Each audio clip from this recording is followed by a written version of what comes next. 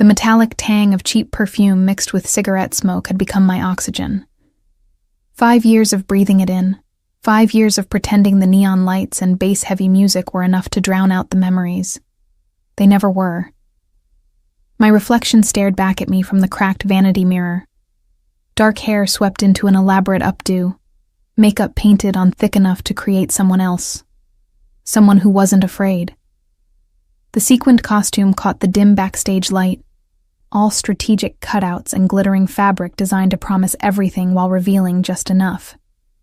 I'd become an expert at the illusion. "Daisy, you're up in 5. Marco's gravel voice cut through my thoughts. He stood in the doorway, his bulk filling the frame, arms crossed over his chest. Our manager wasn't a patient man, and the Wednesday night crowd was getting restless. I know. My voice came out steadier than I felt. 5 years, and I still had to force myself through this routine. But Dylan's face flashed in my mind. His gap-toothed smile when I'd left him with Mrs. Chen across the hall. His small arms wrapped around my neck. His innocent, "Love you, Mama." That made it bearable. That made everything bearable. The Velvet Room wasn't the worst club in the city, but it damn sure wasn't the best. Owned by the Romano family, everyone knew it even if nobody said it out loud.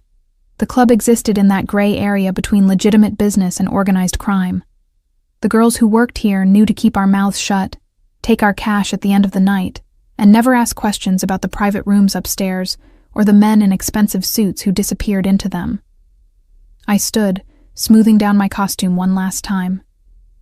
The woman in the mirror looked confident, seductive, in control. She was a liar, but she was a necessary one. The hallway leading to the stage was narrow and dark, the walls close enough to touch on both sides. My heels clicked against the sticky floor, each step a countdown to the moment I'd have to become someone else entirely. The bass from the main room vibrated through the walls, through my chest, settling somewhere deep in my bones where fear and resignation had taken up permanent residence. Crystal was coming off stage as I waited in the wings, her face flushed and her movements slightly unsteady.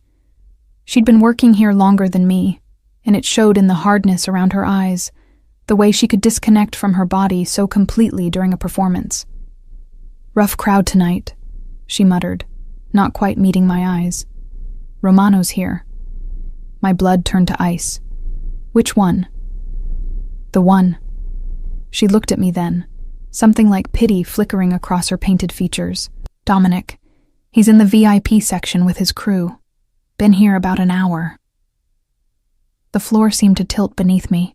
5 years. 5 years of careful invisibility, of working the afternoon shifts, of making sure I was never here when the big boss made his appearances. 5 years of running, and it all shattered with 2 words. "Daisy!" Marco's bark made me jump. "Move!" My legs carried me forward on autopilot, muscle memory taking over when my brain refused to function. The heavy curtain brushed against my skin as I stepped through it, and then I was on stage, the lights blinding, the music pounding. And somewhere out there in the darkness beyond the stage lights, he was watching. I couldn't see him. The spotlights created a wall of white that made the audience a sea of shadows. But I felt him the way you feel a storm coming, that electric charge in the air that promises violence and transformation in equal measure. My body moved through the choreography I knew by heart. Spin, dip, wrap around the pole, arch back. Every movement calculated to mesmerize, to seduce, to separate drunk businessmen from their cash. But my mind was racing, panic clawing at my throat even as I smiled that practiced, empty smile. He couldn't recognize me. The lights, the makeup, the 5 years that had changed my body. Carrying Dylan had left its marks, softened some angles, sharpened others. I was different now. I had to be different enough. The song changed, a slower tempo, and I adjusted my performance accordingly.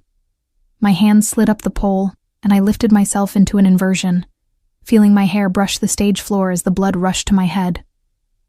Upside down, I caught a glimpse of the VIP section. Dark suits, cigar smoke, and in the center, reclined in the booth like a king on his throne, Dominic Romano. Even from this distance, even in the fractured, inverted view, I recognized him.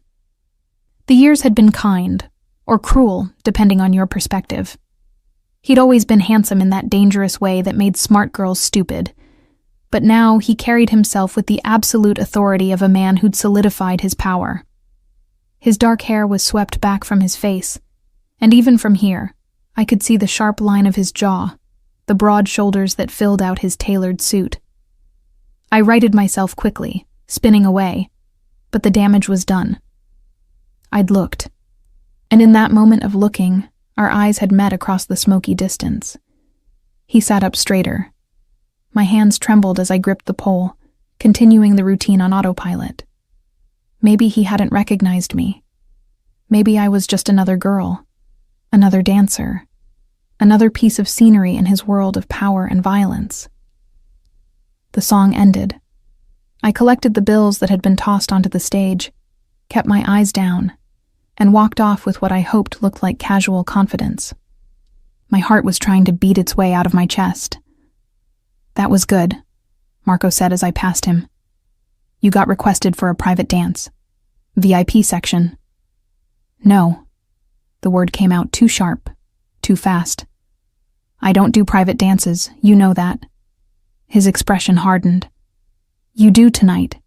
He asked for you specifically." "Marco, this isn't a request, Daisy. This is Romano himself. You don't say no to Romano." The walls were closing in. The narrow hallway seemed to shrink, the air too thick to breathe. "I can't. I have to leave. Dylan, my son, he's sick. I got a call from the babysitter." Marco's eyes narrowed. He'd known me long enough to smell bullshit. "Your phone hasn't rung once tonight. Please." I hated the desperation in my voice, hated that I was begging, but Dylan's face swam in my vision and I couldn't let Dominic see me, couldn't let him start asking questions. "Please, Marco, anyone else.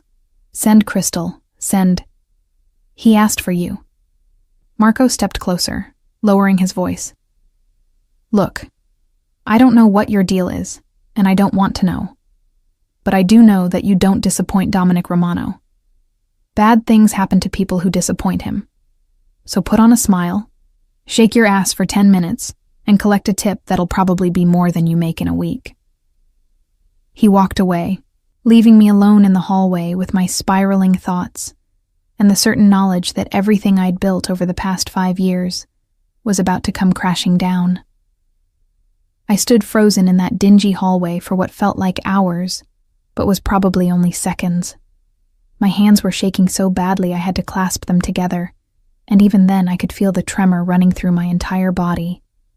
5 years of careful planning, 5 years of staying invisible, and it was all about to unravel because of one private dance. Crystal emerged from the dressing room, her robe wrapped tight around her thin frame. She took one look at my face and stopped.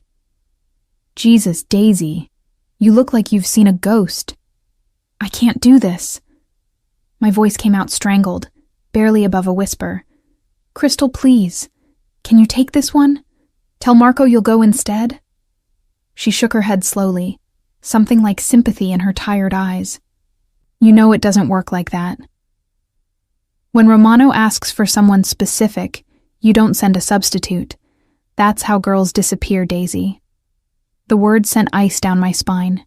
She meant it literally. The Romano family didn't just control the club. They controlled half the city. People who crossed them had a way of vanishing, of becoming cautionary tales whispered in dark corners. "I have a son," I said desperately, as if this information would somehow change the immutable laws of the underworld. "He's only 5.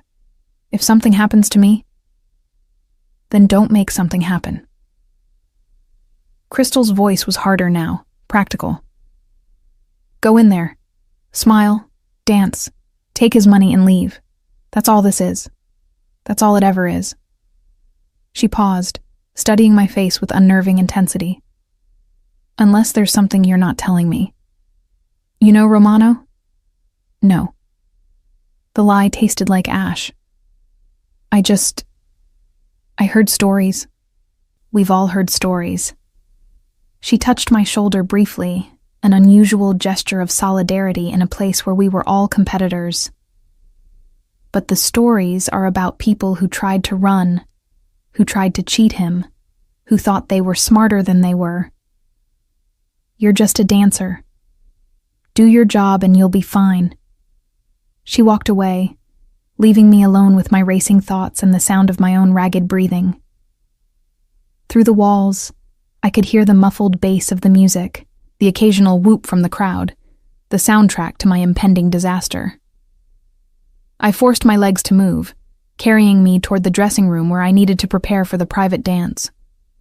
The room was empty now, all the other girls either on stage or working the floor.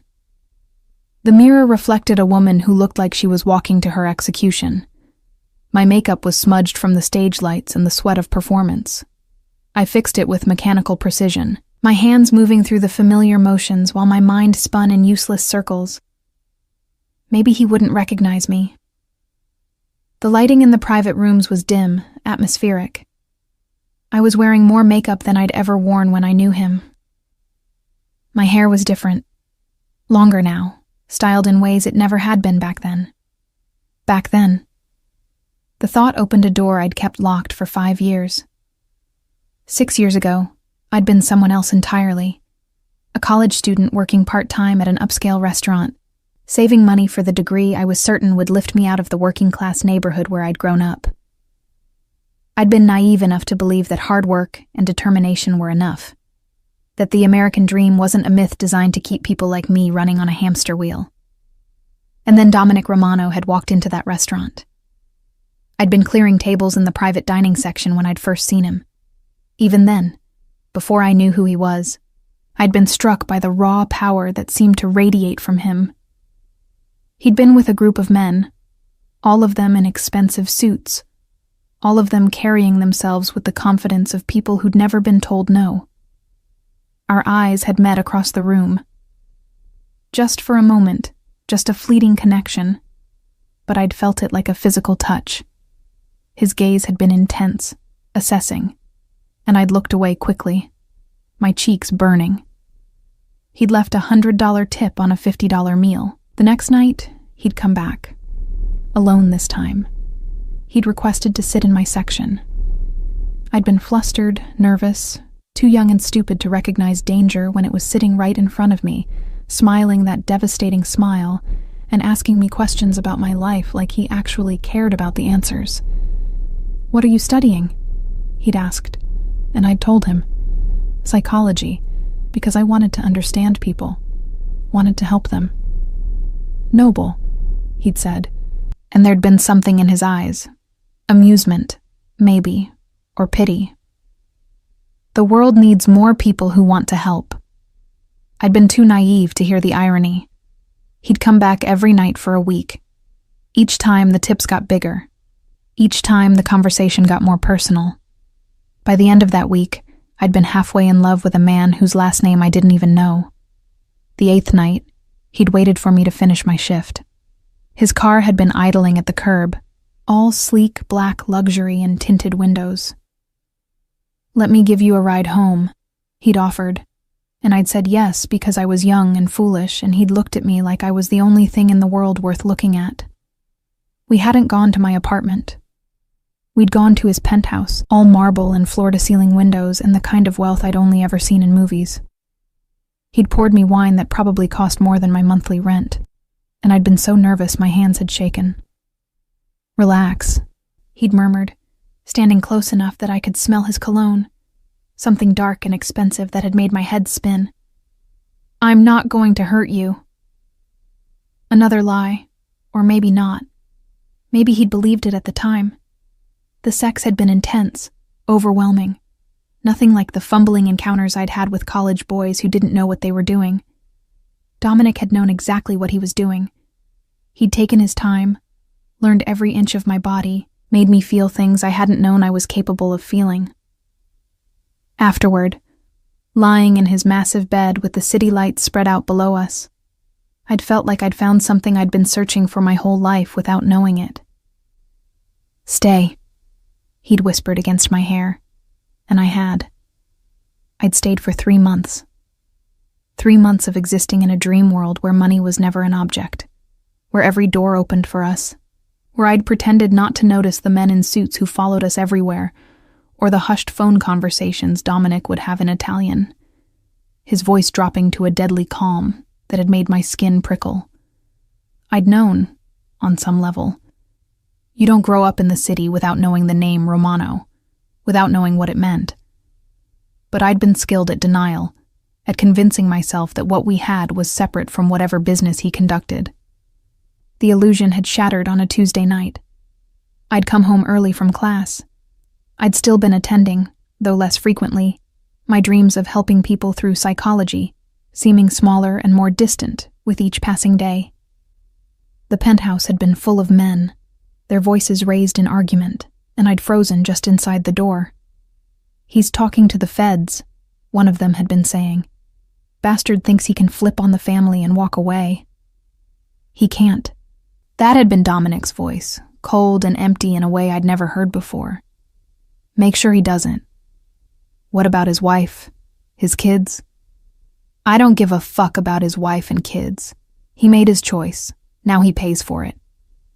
I'd stood there, my bag dropping from nerveless fingers, and Dominic had turned.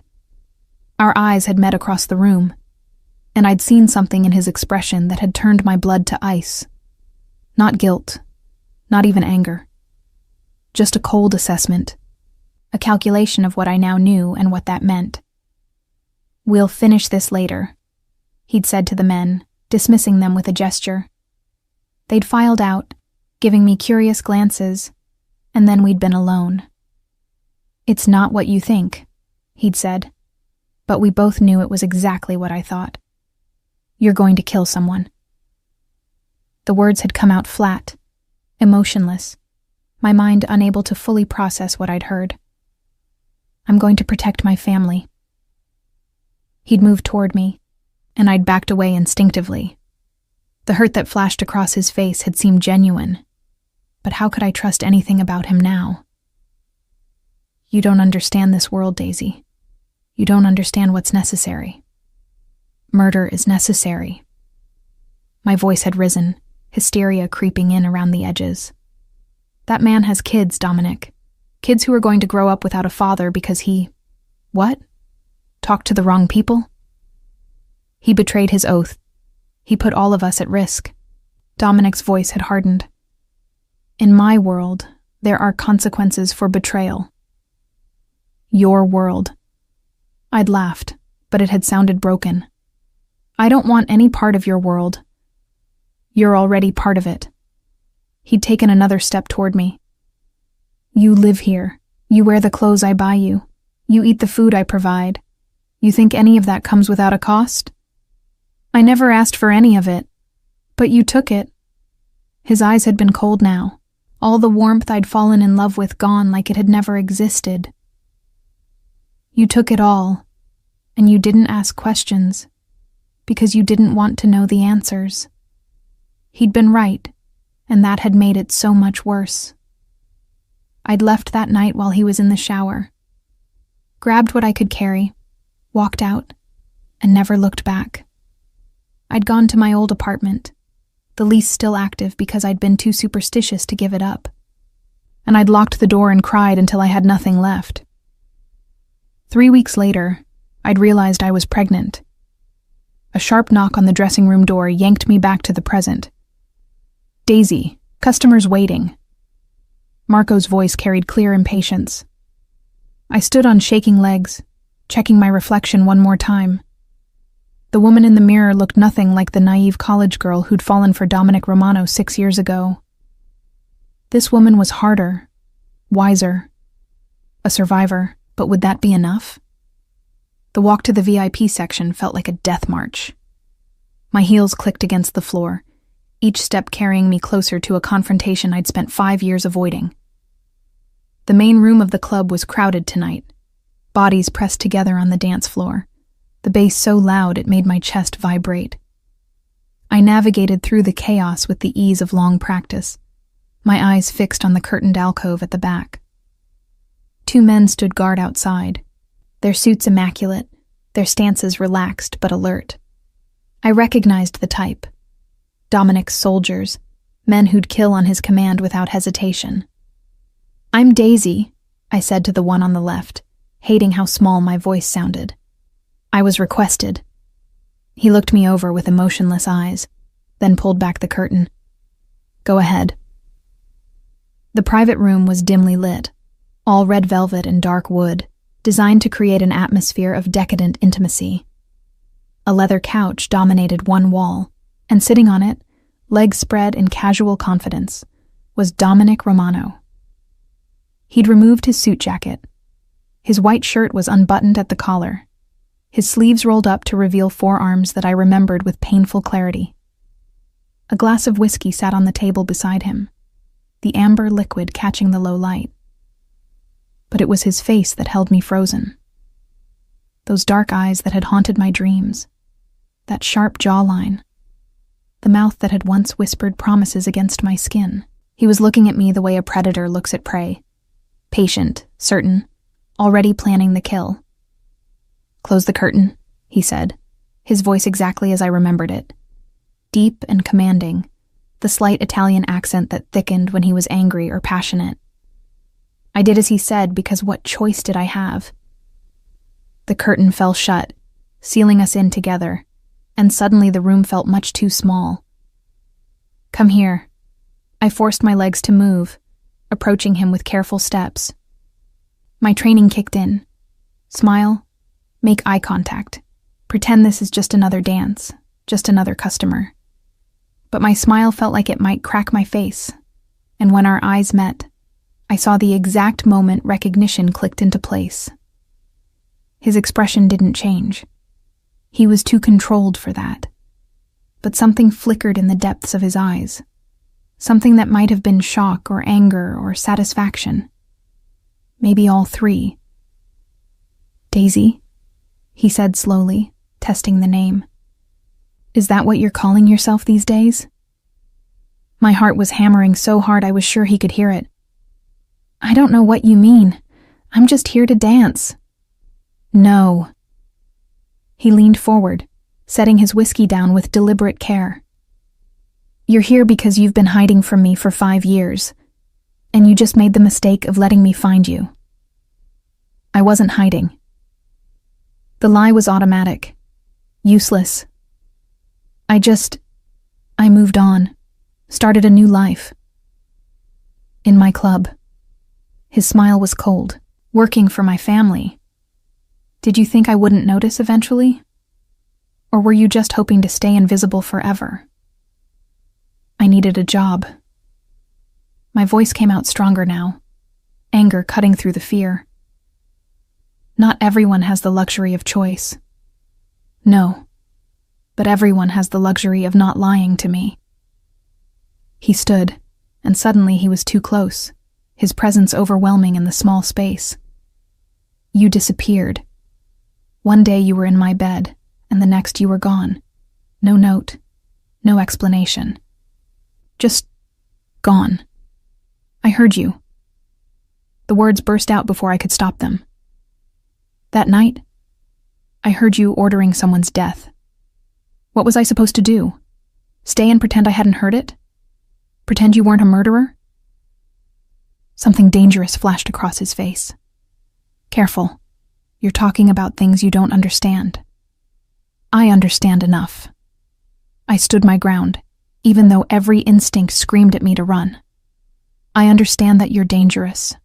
That being near you means living in a world where people die for talking to the wrong people. I wouldn't. Wouldn't what?" He moved closer still, and I could smell that same cologne, feel the heat radiating from his body. "Wouldn't love a man like me? Is that what you were going to say?" "I never said I loved you. You didn't have to." His hand came up, fingers brushing my cheek with unexpected gentleness. "You showed me every time you looked at me, every time you said my name. Every time you... Don't. I jerked away from his touch, wrapping my arms around myself. That was 6 years ago. That person doesn't exist anymore. No? His eyes traveled over me, taking in the costume, the makeup, the woman I'd become. Then who are you now, Daisy? A stripper working in a mob-owned club, pretending she's not still connected to the world she ran from. The contempt in his voice stung more than it should have. I'm a survivor. I'm someone who made hard choices to protect. I cut myself off too late. His eyes sharpened. To protect what? Yourself? He moved closer again, backing me against the wall. Or to protect something else. My mouth went dry. I could feel the moment spinning out of control, could feel the secret I'd guarded for 5 years threatening to spill out. I don't have to explain myself to you. I tried to sidestep him, but he braced a hand against the wall, caging me in. You're right. You don't. His voice dropped lower, dangerous. But you're going to anyway. Because I own this club, Daisy. I own this whole fucking city. And whether you like it or not, that means I own you too. You don't own me. But my voice shook, betraying my fear. No? He leaned in, his breath warm against my ear. Then walk out of here, right now. Leave the club, leave the city, and don't look back. I wanted to. God, I wanted to. But Marco's words echoed in my head. Bad things happen to people who disappoint him. That's what I thought. He pulled back slightly, studying my face. So here's how this is going to work. You're going to tell me everything. Where you've been. What you've been doing. Why you ran. And if I don't? His smile was cold. Then I'll find out anyway. I have resources you can't imagine, Daisy. I could have found you years ago if I'd really looked. But I respected your choice to leave. I let you go. His hand came up again, this time gripping my chin and forcing me to meet his eyes. But now that I've found you, I'm not making that mistake again. What do you want from me? The question came out as a whisper. The truth. Starting with why you're really here. His thumb brushed across my lower lip, a gesture that should have felt intimate but felt more like a threat. You were studying psychology. You were going to save the world. And now you're taking your clothes off for strangers in a club. What happened, baby? What made you fall so far? The endearment, so familiar and so wrong coming from his mouth now, made something crack inside me. You happened. You and your world and your violence. I couldn't. My voice broke. I couldn't bring a child into that. The words hung in the air between us. I watched his face, saw the moment my meaning registered, saw the shock, and then the terrible dawning understanding. A child, he repeated slowly. You were pregnant. I couldn't speak, could only nod, tears spilling down my cheeks and probably ruining my makeup. His hand fell away from my face. He stepped back, and for the first time since I'd entered the room, he looked uncertain. You had my child. I had my child. The correction came out fierce, protective. Mine. You weren't part of it. You couldn't be. Where? The question came out hoarse. Where is... Somewhere safe, somewhere far away from you and your world.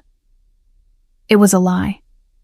Dylan was 15 minutes away, probably already asleep in his small bed, clutching the stuffed bear that had been his companion since infancy. But Dominic couldn't know that. He could never know that. Boy or girl? His voice had gone quiet, but there was something underneath it, something volatile and dangerous. That's none of your business. The fuck it isn't. The veneer of control cracked, anger bleeding through. That's my kid you're talking about. My blood. Your blood, I repeated bitterly. Is that all that matters to you? DNA? Because being a father is more than just biology, Dominic. It's about being there, being safe, being someone a child can trust. And you decided I wasn't worthy of that chance. It wasn't a question. You decided all by yourself that I didn't deserve to know my own child. You ordered a man killed. My voice rose, emotion overwhelming caution. You talked about it like it was nothing, like his life didn't matter, like the kids he'd leave behind didn't matter. What was I supposed to think? That you'd be different with our baby? That somehow you'd turn off the violence and the death and be a normal father? You don't know what that man did. Dominic's voice was tight, controlled in a way that was somehow more frightening than his anger. You heard one conversation and you judged me, condemned me, took my child and ran without giving me a chance to explain. What could you possibly explain that would make it okay? That man was trafficking kids. The words fell like stones between us. 14-year-old girls from Eastern Europe, sold to the highest bidder. When I found out what he was doing, I gave him a choice: stop and face justice through channels I control, or refuse and face justice of a different kind. He chose to run to the feds, tried to cut a deal that would have protected himself while letting his partners continue the operation. I stared at him, my certainty crumbling. You're lying. I'm not. He pulled out his phone, tapped a few times, then turned the screen toward me. A news article, dated 5.5 years ago. Federal witness found dead. Suspected mob hit. And below it, in smaller text, details about the man's involvement in human trafficking. My hands were shaking. I didn't know. No, you didn't ask. His voice was harsh now, unforgiving. You heard what you wanted to hear, confirmed what you already believed about me, and you used it as an excuse to run. It wasn't an excuse, but I heard the weakness in my own voice. You're still the things you do. I'm not a good man, he agreed. I've killed people. I'll probably kill more. But I have lines I don't cross, Daisy, and hurting kids is at the top of that list. The room felt like it was spinning. Everything I'd believed for 5 years, every justification I'd made for keeping Dylan away from his father, was fragmenting around me. It doesn't change anything, I said desperately. You're still dangerous, still involved in organized crime. Yes. He cut me off. I'm the head of a Mafia family. I'm not going to apologize for that or pretend to be something I'm not. But I would have protected you, protected our child, and you took that choice away from me. I was 21! The words burst out, all the justifications I'd made to myself over the years coming out in a rush. 21 and pregnant and terrified, and you were talking about murder like it was nothing. What did you expect me to do? Talk to me. His voice softened slightly. Trust me enough to tell me the truth instead of running. I couldn't trust you. I didn't even really know you. You knew me better than anyone. He moved closer again, and this time I didn't back away. 3 months, Daisy. We spent 3 months learning each other. You knew my favorite breakfast, knew I couldn't sleep without white noise, knew that I watched classic films when I couldn't sleep. You knew me. I knew a version of you, but my voice lacked conviction now. The version you showed me. It was all real. His hand came up, cupping my face, and this time I didn't pull away. Every moment, every word. I don't do fake, baby. I don't pretend. The endearment made my chest ache. Don't call me that. Why? Because it makes you remember.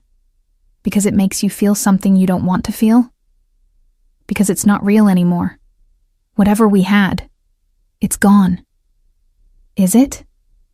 His thumb traced across my cheekbone, wiping away tears I didn't realize I was still crying. Because from where I'm standing, it feels pretty fucking real.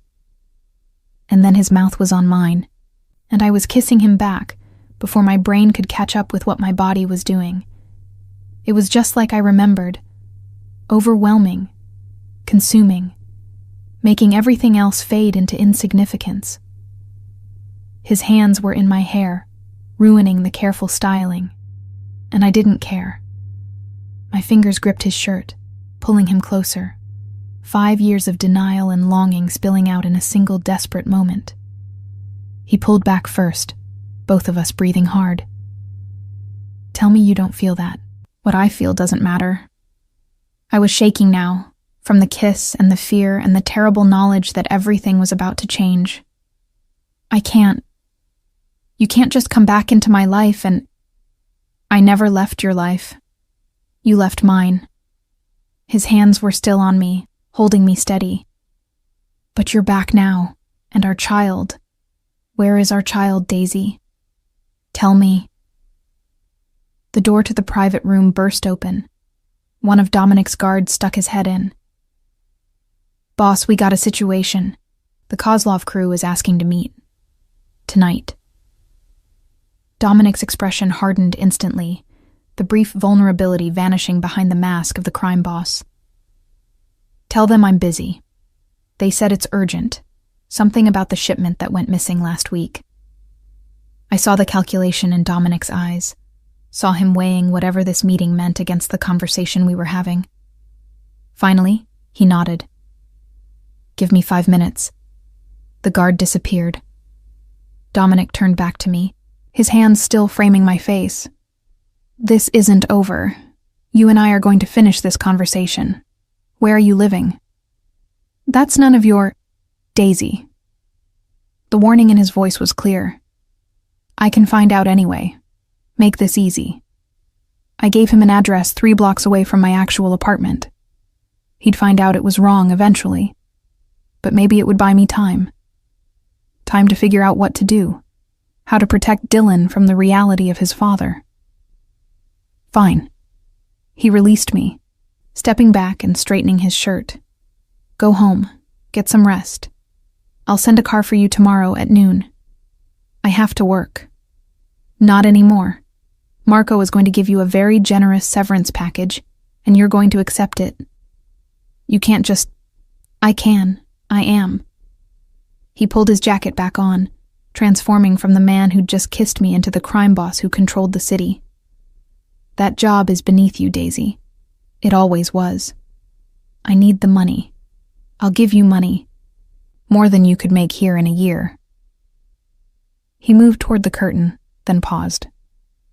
One more thing. That child. My child. How old? I shouldn't have answered. Should have kept my mouth shut. But I was exhausted and emotionally wrung out, and the lie I'd maintained for 5 years felt too heavy to carry anymore. 5. He turned 5 in March. Dominic's voice went quiet. I have a son.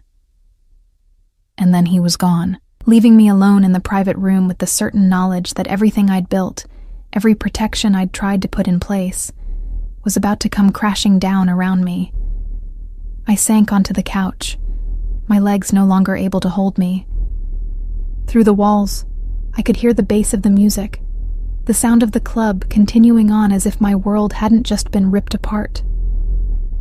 I had to get home. Had to get to Dylan. Had to figure out what I was going to do now that Dominic knew the truth. But as I stood on shaking legs and made my way out of the VIP section, I caught sight of my reflection in one of the mirrors behind the bar. My lipstick was smudged, my hair messed up, my eyes wild and frightened. I looked like exactly what I was. A woman caught between the past and the present, between love and fear, between the safety I'd tried to build and the danger I'd never really escaped. And somewhere in the city, the father of my child was probably already mobilizing his considerable resources to find where we really lived, to find his son, to insert himself into our lives in a way I'd spent 5 years preventing.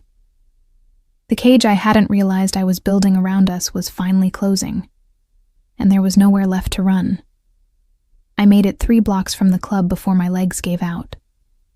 The night air was cold against my skin, cutting through the thin jacket I'd thrown over my costume, and I leaned against a brick wall, gulping in breaths that tasted like exhaust fumes and desperation. My phone buzzed. Mrs. Chen, probably wondering where I was. I was already an hour past when I'd said I'd be home. With shaking fingers, I pulled it out and saw not Mrs. Chen's name, but an unknown number. The text was brief. "The address you gave me is a laundromat. Don't insult my intelligence again. D." Of course he'd already checked.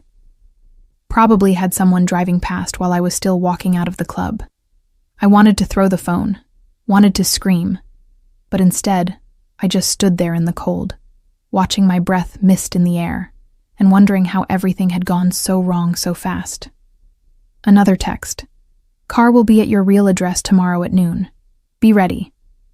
He knew. Somehow he already knew where I lived. The thought made my skin crawl even as something deeper, something I didn't want to examine, stirred at his determination to find me. I forced myself to move, walking the remaining blocks to my apartment building with increasing urgency. It was a walk-up in a neighborhood that tried hard to be respectable, but couldn't quite manage it. The lobby door stuck like it always did, and I had to shoulder it open, my heels clicking on the chipped tile floor as I climbed the 3 flights to my apartment. Mrs. Chen opened her door before I could even knock, her weathered face creased with concern. She was in her 70s, a widow who'd lived in the building longer than I'd been alive, and she'd become something like family over the past 5 years. "Dylan, okay?" I asked immediately, trying to keep the panic out of my voice. Sleeping like an angel, her sharp eyes took in my appearance, the smudged makeup, the disheveled hair, the barely concealed fear in my expression. "You okay, Daisy? You look like you've seen a ghost." "I'm fine. Just a long night." The lie came easily after years of practice. I paid her for watching Dylan, adding an extra 20 I couldn't really afford. "Thank you, Mrs. Chen. I don't know what I'd do without you." She waved away the money like she always did, even as she pocketed it. "That boy is a blessing. Never any trouble." She hesitated, then added, "There was a man asking about you earlier. Well-dressed. Drove a fancy car." My heart stopped. "What did you tell him?"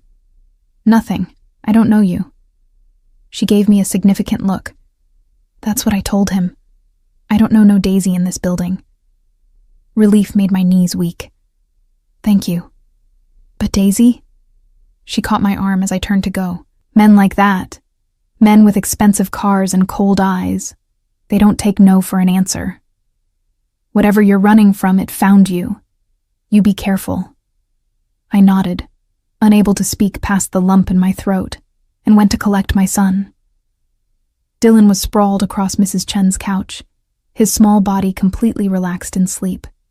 His dark hair, so like his father's, fell across his forehead, and his face held that perfect peace that only children could achieve.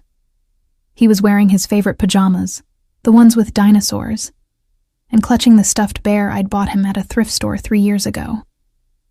Looking at him, I felt the familiar surge of fierce love mixed with terror. I'd created this perfect little person, had spent 5 years protecting him from a world that would see him as nothing more than a bargaining chip, an heir to a criminal empire, a symbol of power rather than the sweet, funny, bright boy he actually was. And now Dominic knew about him. I gathered Dylan carefully, trying not to wake him. He stirred slightly, his arms wrapping around my neck in that automatic way he had, murmuring, "Mama," in his sleep. The word nearly broke me. "Love you, baby," I whispered against his hair. "I'm going to keep you safe. I promise."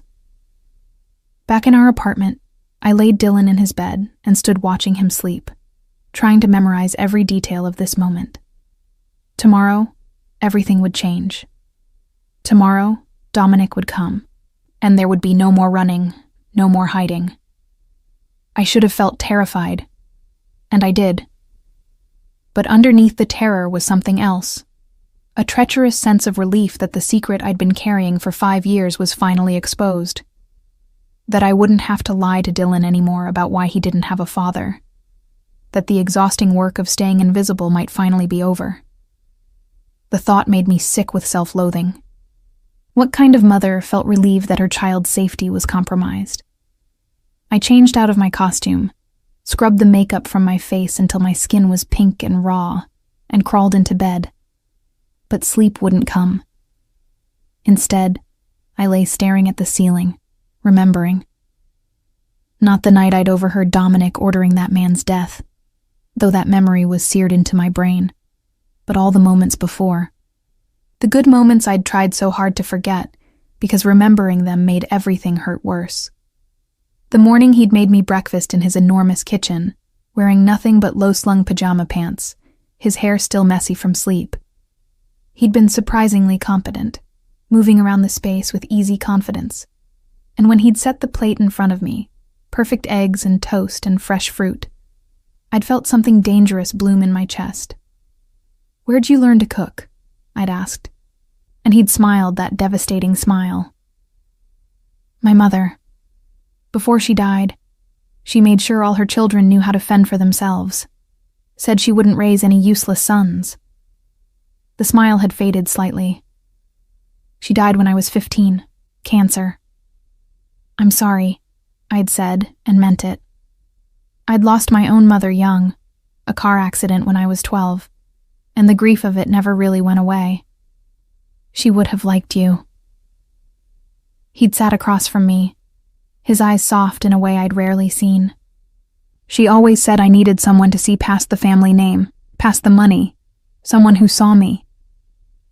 "I do see you," I'd whispered, and I'd meant it, or thought I had.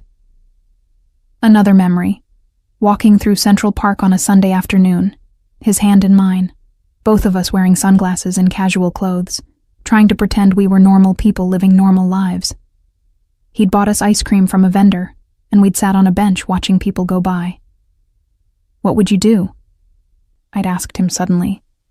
If your life was different, what would you want to be?" He'd considered the question seriously, not laughing it off like I'd half expected. "An architect, maybe.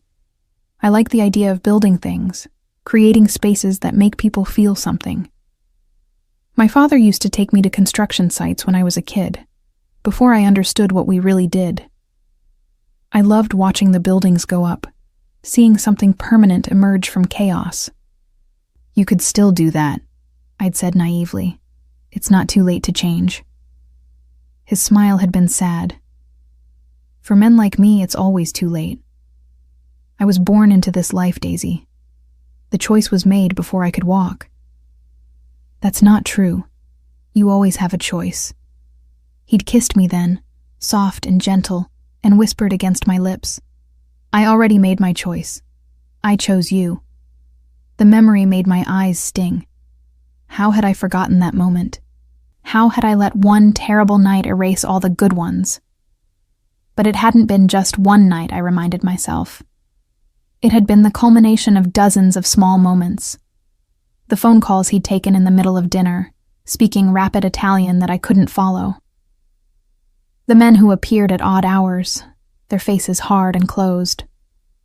The way people stepped out of Dominic's path when we walked down the street, the mixture of fear and respect in their eyes. I'd been willfully blind, convincing myself that love would be enough, that I could exist in his world without being touched by its darkness. And then I'd heard him order a man's death, and all my comfortable illusions had shattered. Except now I knew the truth. That man had been trafficking children, that Dominic's murder had been justice of a kind, even if it wasn't the legal kind. Did that make it right? Did that absolve him? I didn't know. Couldn't know. The moral universe I'd grown up in, where right and wrong were clear, where violence was always bad and the law was always good, had never accounted for the complexity of Dominic's world. My phone buzzed again. Another text from him. "Can't sleep either?" I shouldn't respond. Should ignore him, maintain what little distance I could. But my fingers moved before my brain could stop them. "How do you know I'm awake?" "Because I know you." You're lying in bed, staring at the ceiling, overthinking everything. He was right, which annoyed me. Arrogant much? Accurate much? A pause, then, tell me about him. Our son. I closed my eyes, torn between the instinct to protect Dylan and the growing realization that I'd already lost that battle. Finally, I typed, "His name is Dylan. He likes dinosaurs and mac and cheese, and when I read him stories before bed, he's smart and funny and kind. He's everything good in the world." The response came quickly. Like his mother. Don't what? Tell the truth? You're a good mother, Daisy. Even if you made shitty choices about keeping him from me, you're clearly doing something right. I made the only choice I could. No, you made the easiest choice. The one that didn't require you to be brave, to trust, to risk. The words hit like a physical blow because part of me feared they were true. You don't get to judge me. You don't get to tell me what I should have done. You're right. I don't. Another pause. But I get to be angry that I missed 5 years of my son's life. I get to be furious that you took that from me. I didn't know what to say to that, so I said nothing. After a few minutes, another text came through. Does he know about me? Does he ask? My eyes were burning now, tears sliding down my temples into my hair. He asks sometimes. I told him his father had to go away, that it wasn't his fault, that you loved him even if you couldn't be here. You told him I loved him? There was something in those words, surprise maybe, or gratitude. I wouldn't let him think he wasn't wanted. Whatever else you are, you didn't know about him. It wouldn't be fair to let him believe you chose to leave. No, but it would have been accurate. Because I didn't choose to leave. You took that choice away from me. I set the phone down, unable to continue the conversation. He was right. I'd made a choice for both of us, for all three of us, and maybe it had been the wrong one. But I couldn't undo it now. Couldn't go back and handle things differently. All I could do was face tomorrow and whatever it brought. And the knock came at exactly noon. I'd been awake since 6, watching Dylan eat his breakfast, Cheerios with sliced banana, and trying to figure out what to tell him. In the end, I'd settled on a version of the truth. A friend of Mommy's is coming to visit today. Someone I used to know a long time ago. Is it a fun friend? Dylan had asked, his mouth full of cereal. I don't know yet, baby. Now I stood at the door, Dylan playing with his toy cars on the living room floor, and tried to steady my breathing before opening it. It wasn't Dominic on the other side. It was one of his men, the same guard who'd been at the club, his expression professionally neutral. Ms. Daisy, Mr. Romano sent me to collect you and the boy. We're not going anywhere.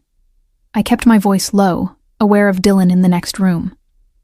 Mr. Romano anticipated you might say that. He held out an envelope. He asked me to give you this.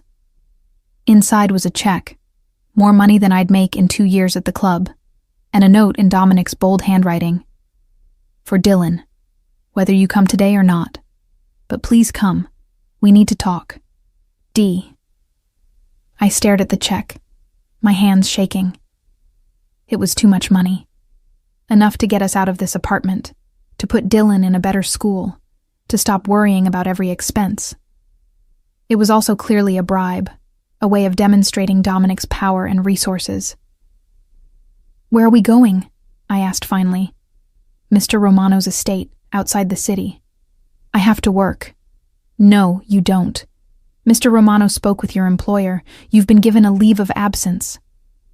Of course he had, because Dominic Romano didn't ask permission. He simply made things happen. And if I refuse? The guard's expression didn't change. Then I wait. Mr. Romano was very clear. No force, no pressure. But I'm to remain until you agree to come. I looked past him to where a black SUV idled at the curb. Through the tinted windows, I could see another figure in the driver's seat. Dominic really had sent a whole security detail just to pick us up. "Give me 10 minutes to get Dylan ready." Dylan was excited about the adventure, as I'd framed it. He chattered the entire drive, asking questions about the car. "It's so big, Mama. And where we were going. Is it like a castle? And whether there would be snacks? I'm hungry already." I answered mechanically, my mind racing. The city gave way to suburbs, then to countryside, the estates getting larger and more isolated the further we drove. Finally, we turned down a long private drive lined with old trees, and at the end of it sat a house that could only be described as a mansion. "Whoa," Dylan breathed, his face pressed to the window. "Is this where your friend lives?" "Yes, baby. He must be really rich." "He is." The guard opened our door, and I climbed out, holding Dylan's hand tightly as we approached the massive front entrance. Before we could knock, the door swung open, and there stood Dominic. He'd dressed casually, jeans and a navy sweater, but he still looked like he'd stepped out of a magazine. His dark hair was slightly disheveled, and there was a tension in his jaw that suggested he'd been as nervous about this meeting as I was. But all of that faded when his eyes fell on Dylan. I watched his face transform, the hard mask of the crime boss cracking to reveal something raw and unguarded. He stared at his son like he was seeing a miracle, and maybe he was. Dylan had Dominic's eyes, his bone structure, his thick dark hair. There was no denying the resemblance. "Hi," Dylan said, with the friendly confidence of a 5-year-old who hadn't yet learned to fear strangers. "I'm Dylan. Are you Mama's friend?" Dominic seemed to struggle for words. When he finally spoke, his voice was rough. "I am. My name is Dominic. It's very nice to meet you, Dylan." He looked at me then, and I saw accusation and wonder and anger and love all mixed together in his expression. "Come in, please."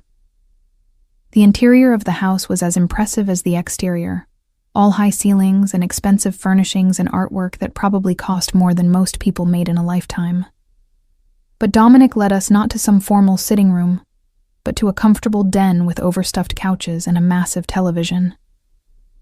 "I wasn't sure what 5-year-olds like," he admitted, gesturing to a corner where he'd apparently set up an entire toy store's worth of options. "So I got, well, everything." Dylan's eyes went wide. "Are all these for me?" I started to say no, to tell him he couldn't accept such extravagant gifts, but Dominic spoke first. "Yes, all for you." Dylan looked at me for permission, and I found myself nodding, despite every instinct screaming that this was wrong, that we shouldn't accept anything from Dominic, that taking his gifts would only entangle us further. But the joy on my son's face as he ran to explore the toys made it impossible to say no. "We need to talk," Dominic said quietly, once Dylan was absorbed in examining a complex dinosaur playset. "Alone. I'm not leaving him. I'm not asking you to. Maria, my housekeeper, is excellent with children. She raised 3 of her own. She'll stay with him while we talk. Right here, where you can see him through that door." He gestured to an adjoining room visible through wide French doors. I wanted to refuse, wanted to grab Dylan and run.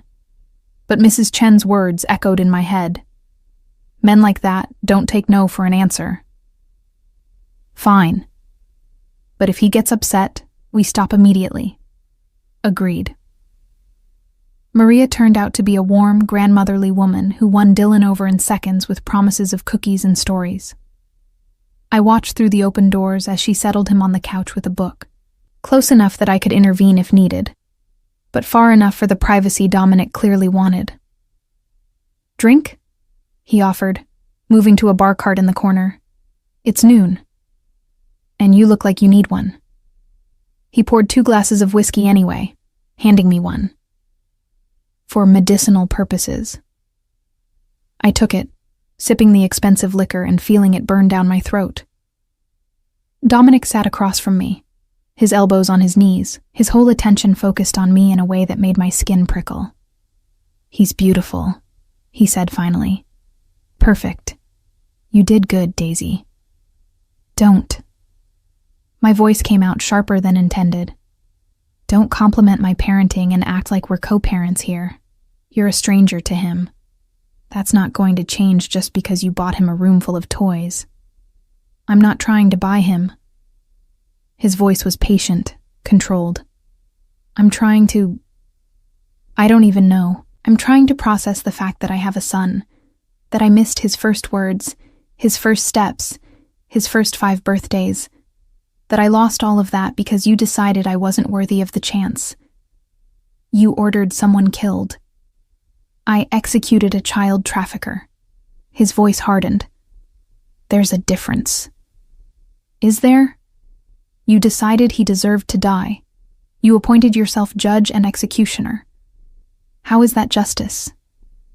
Because the legal system would have let him walk, would have given him a deal in exchange for testimony, put him in witness protection, let him start over somewhere new while his victims, children, Daisy, some of them younger than Dylan, would never get justice or peace or any fucking sense that the world cared what happened to them. I wanted to argue, but the conviction in his voice gave me pause. "So, you see yourself as some kind of vigilante? A hero?" "No. I see myself as someone who has power and chooses to use it to protect those who can't protect themselves. Does that make me good? Probably not, but it makes me necessary." He leaned forward. "And it makes me someone who would have protected you and our son with everything I have. Who would have died before letting harm come to either of you? How can I believe that? How can I trust anything you say when your whole life is built on violence? Because I'm showing you." He gestured to the house around us, to Dylan playing in the next room. "I'm not threatening you. I'm not forcing you. I'm asking you to give me a chance to be part of my son's life. And if I say no," his jaw tightened, "then I'll respect that. I won't use my resources to fight you for custody. I won't scare Dylan or manipulate him. I'll step back." The promise hung in the air between us, and I found myself studying his face, looking for the lie. But all I saw was sincerity and pain. "But I'm asking you not to say no," he continued quietly. "I'm asking you to let me prove that I can be what he needs, what you both need. I don't need anything from you. Don't you?" He set his glass down carefully. "You're working as a stripper, Daisy, living in a shitty apartment in a dangerous neighborhood, relying on an elderly woman to watch our son while you take off your clothes for money. You're barely surviving, and you're too proud to ask for help." The words stung because they were true. I'm managing. You're drowning, and you're so determined to prove you don't need me that you're making our son pay the price. How dare you? I dare because it's true. His voice rose slightly, then dropped back to that controlled calm. Dylan deserves better than managing. He deserves security, opportunity, a future that isn't limited by how many hours you can work without collapsing. And I can give him that. I can give both of you that. At what cost? I stood, pacing to the window because I couldn't sit still anymore. What's the price for your generosity, Dominic? Because men like you don't do anything without expecting something in return. You're right. I do expect something. He stood too, moving closer. I expect to be part of my son's life. I expect you to stop running and actually deal with what's between us instead of pretending it doesn't exist. And yes, I expect you to let me take care of you both. I don't need taking care of. Everyone needs taking care of, Daisy. The question is whether you're brave enough to accept it. We stood there, too close, the air thick with everything we weren't saying. Through the open doors, I could hear Dylan's laughter as Maria told him some story, and the sound made my chest ache. What exactly are you proposing? I asked finally. Move in here. You and Dylan. Let him get to know me in a safe, comfortable environment. Let me hire a tutor so you can finish your degree if you want. Let me—" He broke off, running a hand through his hair in frustration. "Let me be the father I should have been for the past 5 years. And what about us? What about—" I gestured between us, unable to articulate the complicated tangle of old feelings and new fears. "That's up to you." His voice softened. "I'm not going to pressure you for more than you're willing to give. But I'd be lying if I said I didn't want more. That kiss last night, it wasn't just nostalgia, Daisy. What we had, it's still there. Buried under anger and hurt, and 5 years of distance, but still there. It's been 6 years. Has it?" He stepped closer, close enough that I could smell his cologne, feel the heat radiating from his body. Because from where I'm standing, it feels like yesterday. His hand came up, cupping my face with heartbreaking gentleness. I should have pulled away, should have maintained the boundaries I'd spent 5 years building. But I was so tired of being strong, of being alone, of pretending I didn't still feel something for this man who terrified and attracted me in equal measure. "I hate you," I whispered. But it came out wrong, more like a confession than an accusation. "I know." His thumb traced across my cheekbone. "But you don't. Not really. You hate what I am, what I do. But me, the man who made you breakfast and held you when you had nightmares and told you his mother would have loved you. You don't hate him. I don't know that man anymore. Then let me reintroduce you." He leaned in, his forehead resting against mine. "Give me time. Give Dylan time. Give us all a chance to be a family. This isn't a negotiation. No, it's a plea." His voice dropped to a whisper. "I'm begging you, Daisy. Don't take this away from me again. Don't take our son away." The raw vulnerability in his voice was my undoing. This man who controlled the city, who commanded fear and respect with equal ease, was begging me. And I realized, with a clarity that should have terrified me, that I wanted to say yes. Not because of the money or the security, though those things mattered. Not even because Dylan deserved to know his father. But because some traitorous part of me had never stopped loving Dominic Romano, and 6 years hadn't been enough to kill that feeling. 1 month, I heard myself say. We'll stay for 1 month. Trial basis. If at any point I feel like Dylan is in danger or uncomfortable, we leave and you don't try to stop us. Relief flooded his face. Agreed. 1 month. But Daisy, I'm going to use that month to prove to you that this is where you both belong. With me. We don't belong to you. His smile was slow, confident. Not yet, but you will. And looking into his storm-gray eyes, seeing the determination there, I was terribly afraid he might be right. The move happened so quickly it made my head spin. Within 48 hours, our few belongings had been transported from my cramped apartment to the guest wing of Dominic's estate, and Dylan and I were installed in a suite of rooms that was larger than any place I'd ever lived. "This is just for sleeping?" Dylan had asked, his eyes wide as he explored the bedroom that was now his. It had everything a 5-year-old could want. A bed shaped like a race car, shelves full of books, a window seat overlooking the gardens, and more toys than any child could play with in a year. "Just for sleeping," I'd confirmed, my voice tight as I watched Dominic lean against the doorframe, satisfaction written across his features. "I had the decorator work from photos," he'd explained later, after Dylan had finally passed out from excitement. "From his room at your apartment. I wanted him to feel comfortable here." The thoughtfulness of it should have touched me. Instead, it sent a chill down my spine. He'd had someone photograph Dylan's room, study it, recreated in a version so upgraded it bore almost no resemblance to the original.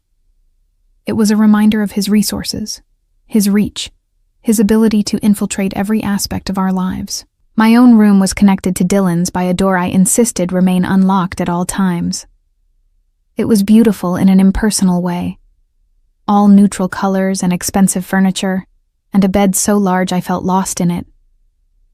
The attached bathroom had a soaking tub and a shower with more jets than seemed necessary, and the walk-in closet had been stocked with clothes in my size, all with the tags still on. "I don't need all this," I'd told Dominic when I'd discovered the wardrobe. "I know, but you have it anyway." He'd been standing in the doorway, watching me with an intensity that made my skin prickle. "Indulge me, Daisy. Let me provide for you." "This isn't providing. This is... I don't even know what this is. It's me making up for lost time." His voice had gone soft. "I should have been buying you things for the past 6 years. Should have been making sure you and Dylan had everything you needed. Let me do it now." I'd wanted to argue, but the exhaustion of the past few days had caught up with me, and I'd simply nodded and turned away before he could see the tears threatening to fall. Now, 3 days into our trial month, I stood at the window of my room watching Dylan play in the gardens below with Maria. He was laughing, chasing butterflies with a net Dominic had produced from somewhere, and he looked happier than I'd seen him in months. The guilt of that observation sat heavy in my chest. Had I been so focused on protecting him from Dominic that I'd failed to see what I was actually protecting him from? A better life? Resources? Security? "You're overthinking again." Dominic's voice came from behind me and I jumped. I hadn't heard him enter. "I can practically see the wheels turning. Don't you knock? It's my house. It's my room." He had the grace to look slightly abashed. "You're right. I'm sorry. Old habits." He moved to stand beside me at the window, close enough that our arms almost touched. "He's happy here. For now, it's all new and exciting. Give it time." "I intend to give it all the time in the world." He glanced at me, his expression serious. "How are you settling in?" "Fine." The lie came automatically. Liar, but his tone was gentle. "You've barely left these rooms except to be with Dylan. Maria says you won't even come down for meals. You have her bring trays up here." "I'm not comfortable eating in that formal dining room." "Then we'll eat somewhere else. The kitchen, the terrace. Hell, we can eat in the garden if that's what it takes to get you out of this room." He turned to face me fully. "You're not a prisoner here, Daisy. You're my guest. Act like it." Guest implies temporary. Does it? His hand came up, tucking a strand of hair behind my ear in a gesture so familiar it made my breath catch. Because I was thinking of it more as permanent. We had a deal. 1 month.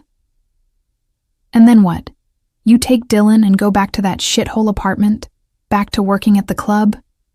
His voice hardened. That's not happening. You don't get to decide that. I do when it concerns my son's safety and well-being. He stepped closer, and I found myself backing up until I hit the wall. I let you walk away once, Daisy. Let you disappear with my child because I was too shocked and too proud to chase after you. I'm not making that mistake again. This is exactly what I was afraid of. My voice rose, panic creeping in. You say you're not forcing me, but you are. You're backing me into a corner, making it impossible for me to leave. I'm giving you reasons to stay. He braced his hands on the wall on either side of my head, caging me in. There's a difference. Is there? Because from where I'm standing, it feels a lot like captivity dressed up as generosity. Something flickered in his eyes. Hurt, maybe, or frustration. You really think that little of me? Think I'd keep you here against your will? I think you're used to getting what you want, and right now, you want Dylan. Me being here is just convenient for your access to him. Convenient. He laughed, but it was a harsh sound. Is that what you think this is? Convenience? His hand came up, cupping my face, forcing me to look at him. I've thought about you every day for 6 years. Every single day. I've dated other women, tried to move on, told myself you were better off without me. But I never stopped wanting you, never stopped missing you. So don't you dare reduce this to convenience. Then what is it? My voice came out as a whisper. What do you want from me, Dominic? Everything. The word was fierce, possessive. I want you in my bed, in my life. I want Dylan calling me dad instead of avoiding me like I'm a stranger. I want family dinners and bedtime stories and all the normal, mundane things I never thought I'd want. I want everything I should have had for the past 6 years. And I want it now. You can't just decide we're going to be a family and make it happen through sheer force of will. Watch me. His thumb traced across my lower lip, and I hated how my body responded to the touch, heat pooling low in my belly. 1 month, you said. I'm going to use that month to make you fall in love with me again. I never said I loved you the first time. You didn't have to. He leaned in, his breath warm against my ear. You showed me every time you looked at me, every time you said my name, every time you let me touch you. You loved me, Daisy, and part of you still does. That part of me is dead. Liar. His mouth brushed against my neck, feather-light, and I couldn't stop the shiver that ran through me. You're shaking. Your pulse is racing. Your pupils are dilated. You want me just as much as you did 6 years ago. Physical attraction isn't love. No, but it's a start. He pulled back, putting distance between us, and I hated the small sound of protest that escaped my throat. Have dinner with me tonight, just the 2 of us. Dylan can eat with Maria. He loves her already. I don't think... Stop thinking. Just say yes. His eyes were intense, pleading. 1 dinner, Daisy. What's the harm? Everything, I wanted to say. The harm is that I might remember why I fell for you in the first place. The harm is that I might stop seeing the danger and only see the man. The harm is that I might let myself believe this could work. But what came out was... Fine. 1 dinner. His smile was triumphant. 7 o'clock. Wear something from the closet. Something that makes you feel beautiful. After he left, I stood at the window for a long time, watching Dylan play and wondering what the hell I was doing. Every instinct I'd honed over 5 years of single motherhood told me this was a mistake, that getting closer to Dominic would only end in heartbreak. But another part of me, the part that still remembered how it felt to be loved by him, whispered that maybe, just maybe, this could work. At 6:30, I stood in front of the mirror in a dress I'd found in the closet. It was simple, but elegant, a deep emerald green that brought out my eyes, fitted at the top and flowing at the bottom. I'd left my hair down, applied minimal makeup, and told myself I wasn't trying to look good for him. The lie was transparent even to me. Dylan was happily ensconced in the kitchen with Maria, who'd promised to make his favorite mac and cheese and let him help. He'd barely noticed when I'd told him I was having dinner with Dominic, too absorbed in measuring out pasta to care. The ease with which he'd adapted to this new life should have relieved me.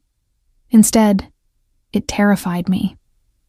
What would happen when our month was up and I tried to take him back to our old apartment? Would he resent me for taking him away from this luxury? Would he choose Dominic over me? The thought made me nauseous. A soft knock interrupted my spiraling thoughts. I opened the door to find Dominic standing there in dark slacks and a crisp white shirt, his jacket nowhere in sight. He'd rolled up his sleeves, revealing those forearms I remembered too well, and his hair was slightly damp, as if he'd just showered. His eyes traveled over me, and I saw appreciation and desire and something deeper in his gaze. You look stunning. It's just a dress. It's not just anything when you're wearing it. He offered his arm. Ready? I hesitated, then slipped my hand through his elbow, trying to ignore how right it felt, how familiar.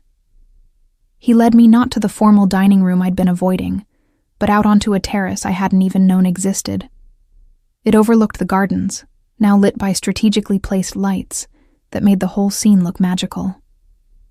A small table had been set up, candles flickering in the evening breeze, and soft music played from hidden speakers. You did all this?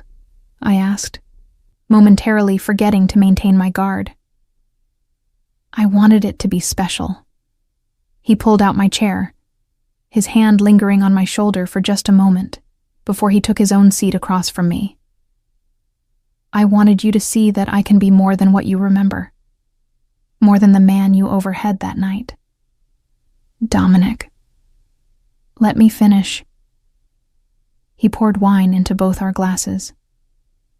I know what you think of me, and you're not wrong. I do things that would horrify most people. I've killed, I've hurt people, I've made decisions that keep me awake at night. But everything I do, every choice I make, it's to protect my family, my people. And now that includes you and Dylan. We're not your responsibility. You're my son's mother. That makes you my responsibility whether you want to be or not. He leaned forward, his eyes intense in the candlelight. But it's more than that. It always was. From the moment I saw you in that restaurant 6 years ago, I knew you were different, special, worth protecting. You have a funny way of showing it, ordering hits, running a criminal empire. I never brought that world to your door, never let it touch you, and I never would have. His voice was fierce. That night you overheard, I was dealing with a monster, someone who hurt children. Would you rather I had let him walk free? Let him continue destroying innocent lives? No, but there are legal ways. The legal system protects the powerful. You know that as well as I do. He sat back, taking a sip of his wine. I work within the system when I can, but when it fails, and it fails often, I do what's necessary. And who decides what's necessary? You. Sometimes people come to me because they have nowhere else to turn, because the law can't or won't help them, and I make it right. You sound like a vigilante. I'm a businessman who occasionally has to handle problems that fall outside conventional solutions. He smiled slightly. But let's not talk about business tonight. I want to know about you, about the past 6 years, about what you've been doing besides raising my son. There isn't much to tell. I worked. I took care of Dylan. I survived. Did you date? The question caught me off guard. That's none of your business. It is if I'm trying to figure out if you've moved on, if there's someone I need to worry about. There's no one. The admission came out before I could stop it. I've been too busy working and raising a child to think about dating. Good. The satisfaction in his voice annoyed me. Why good? You have no claim on me, Dominic. Don't I? He reached across the table, his fingers brushing mine. You're wearing my ring. I looked down in confusion, then realized he was talking about the emerald ring on my right hand. Not a ring I'd put on, but one that had been in the dresser drawer in my room. I'd slipped it on without thinking, drawn to its beauty. That's not what I meant. But I didn't take it off. I know what you meant. But here's the truth, Daisy. You never stopped being mine. You ran, you hid, you tried to erase what we had. But it didn't work. And deep down, you know it. Your arrogance is astounding. It's not arrogance if it's true. He stood, moving around the table until he was standing beside my chair. Dance with me. What? Dance with me. The music is playing. The night is beautiful. And I want to hold you. I don't think. Stop thinking. He pulled me to my feet, one hand at my waist, the other capturing mine. Just feel for once. Stop overthinking everything and just be here with me. And God help me, I let him pull me close. Let him guide me in a slow dance under the stars, while the music played and the candles flickered, and everything felt impossibly romantic and dangerous all at once. I missed this, he murmured against my hair. Missed holding you. Missed the way you fit perfectly against me. Dominic. Shh. Just for tonight, can we pretend? Pretend that you never left. That we're still those two people who fell in love 6 years ago. That all the hurt and anger doesn't exist. Just for tonight. I knew I should say no. Should pull away and maintain the boundaries that were already crumbling. But his arms felt like home, and I was so tired of being strong, of being alone, of pretending I didn't miss this. Miss him.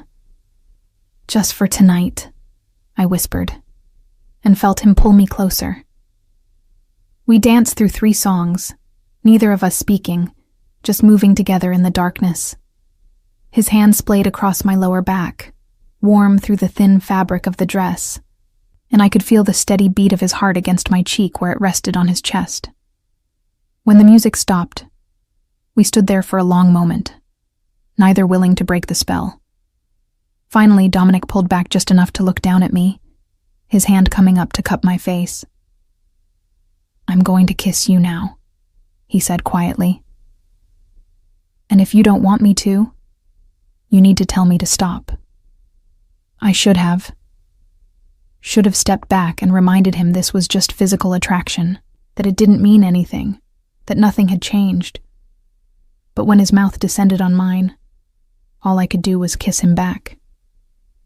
It was different from the desperate kiss at the club. This was slower, deeper, a relearning of familiar territory.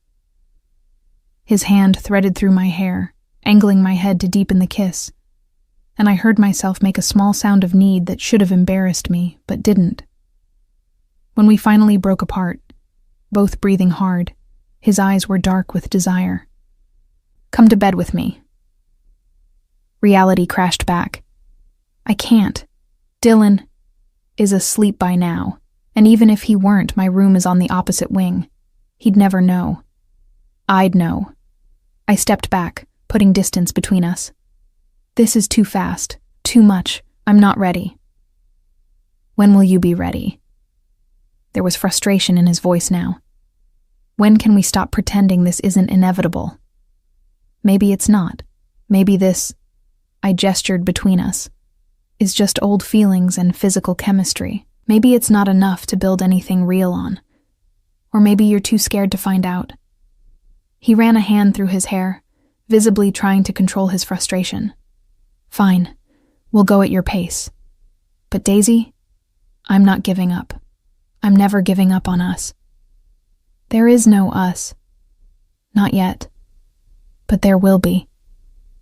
He stepped closer, his hand cupping my face one more time.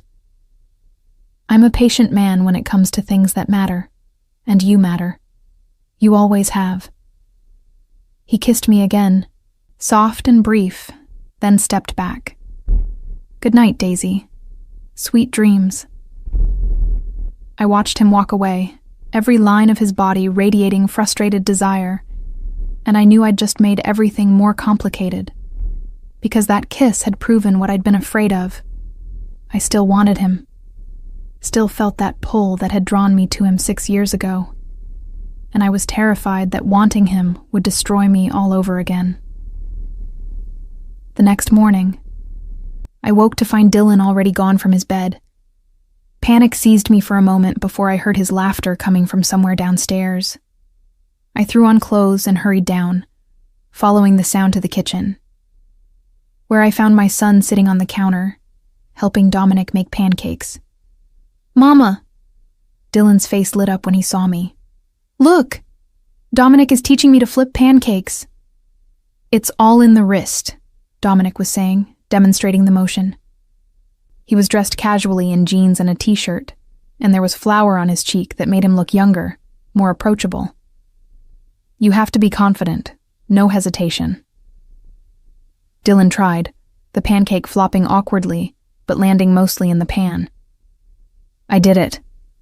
You did. Dominic's smile was genuine, proud, and something in my chest cracked at the sight of it.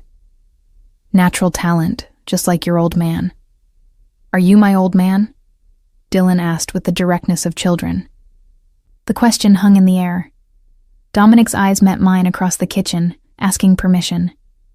I found myself nodding, unable to speak past the lump in my throat.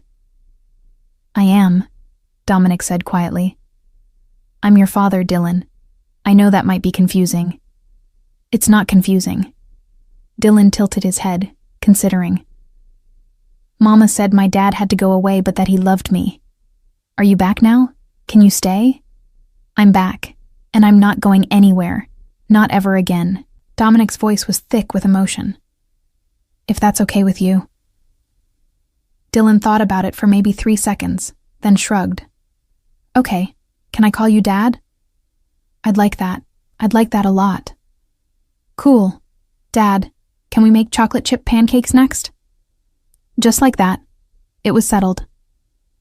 Dylan had a father, and he was completely fine with it. Children were resilient that way, accepting what adults agonized over, finding joy in simplicity. I stood in the doorway, watching them work together, and felt my carefully constructed walls crumbling. This was what I'd wanted for Dylan. A father who was present, who made time for him, who looked at him like he was the most important thing in the world. The fact that it was Dominic, dangerous, complicated, impossible Dominic, made it terrifying. But watching them together, seeing the genuine affection growing between them, I couldn't deny that it also felt right. You're staring. Maria appeared beside me, her voice warm with amusement. And you're crying. I wiped at my cheeks, surprised to find them wet. I'm not crying. Of course not. She patted my arm. You know, I've worked for Mr. Dominic for 15 years. I've never seen him like this. So gentle, so happy. It's new. He'll get bored. No. Maria's voice was certain. He won't. That man has been searching for something his whole life, something to make the darkness worth it. And he just found it. He's not letting go. Before I could respond, Dylan called out, Mama, come eat pancakes with us. I moved into the kitchen, accepting the plate Dominic offered me, trying to ignore the way his fingers lingered on mine. Trying to ignore how domestic this all felt. The three of us eating breakfast together like a real family. I have some business to attend to today, Dominic said as we ate. But I'll be back for dinner.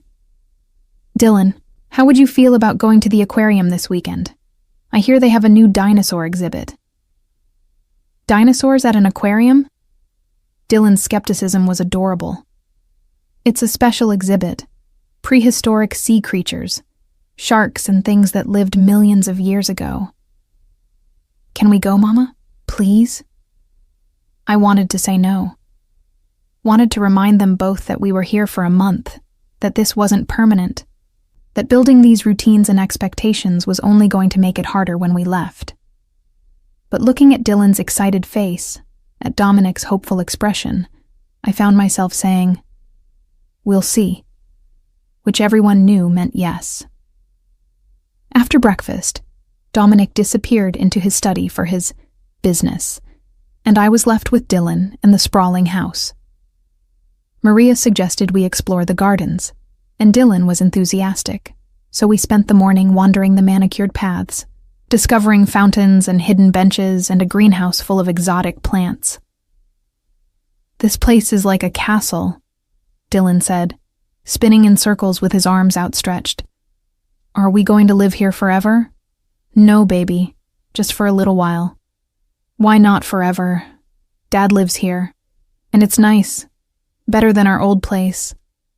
The words stung, even though I knew he didn't mean them cruelly. Our old place was fine. It was small, and the neighbors were loud, And you were always tired. He stopped spinning, looking at me with those dark eyes that were so like Dominic's. Here you seem happier, less sad. I wasn't sad before. Yes, you were. His certainty was heartbreaking. But it's okay.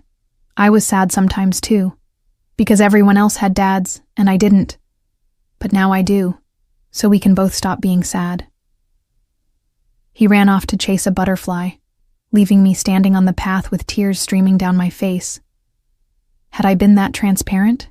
Had my son seen through all my attempts to be strong, to provide, to make our life good enough? And more terrifyingly, was he right? Was I happier here? The thought scared me more than anything else Dominic had said or done. Because if I was happier here, in this gilded cage with the dangerous man I'd once loved, what did that say about me? About my judgment? About everything I'd believed for the past 6 years?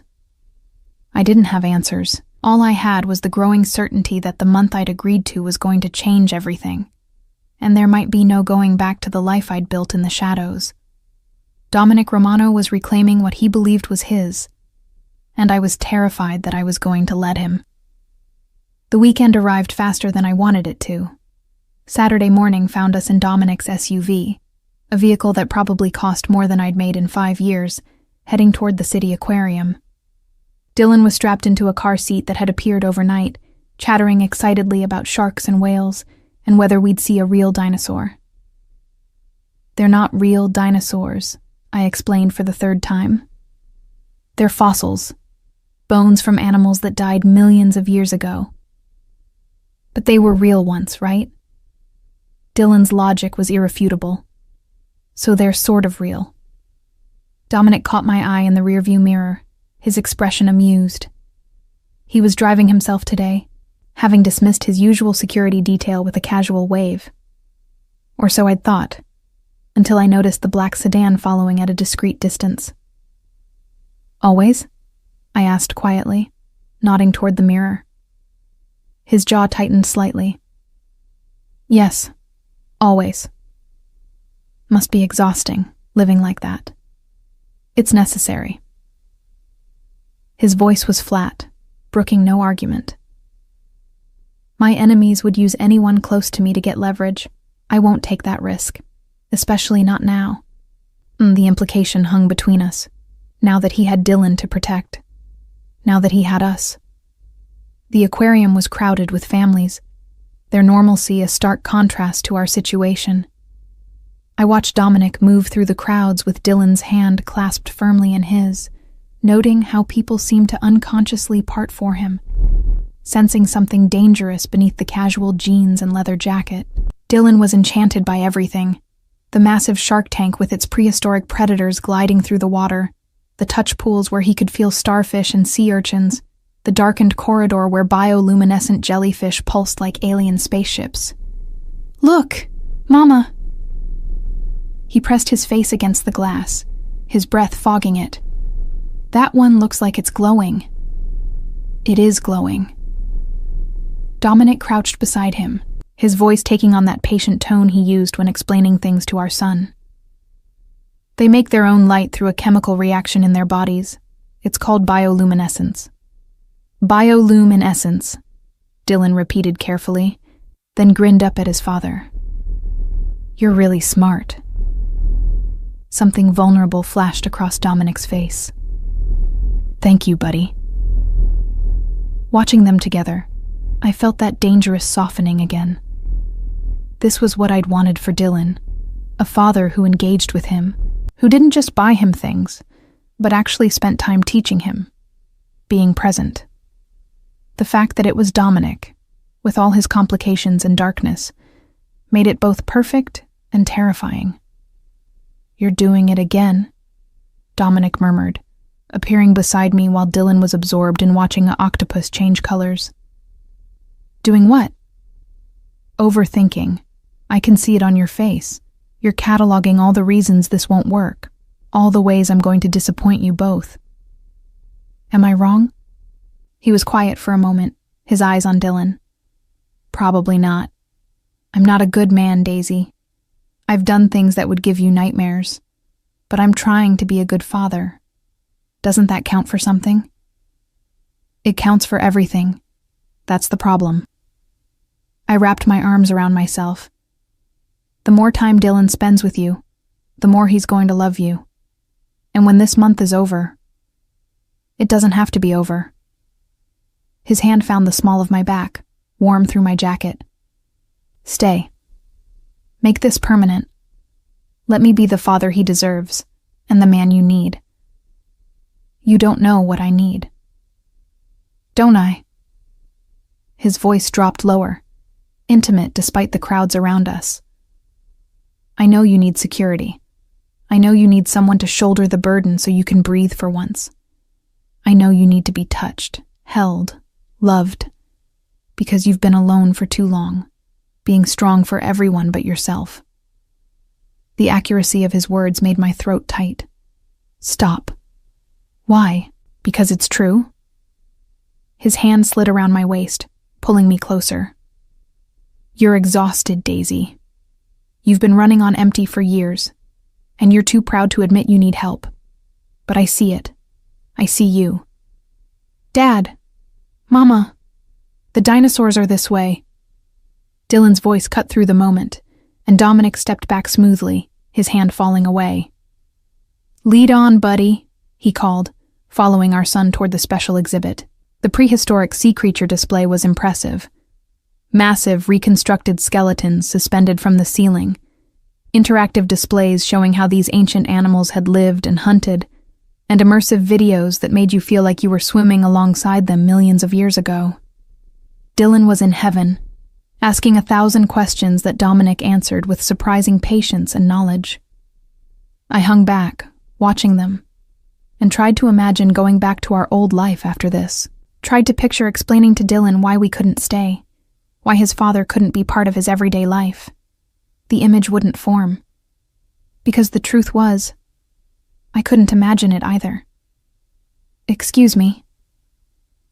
A woman's voice interrupted my thoughts. She was maybe 40, well-dressed, with kind eyes.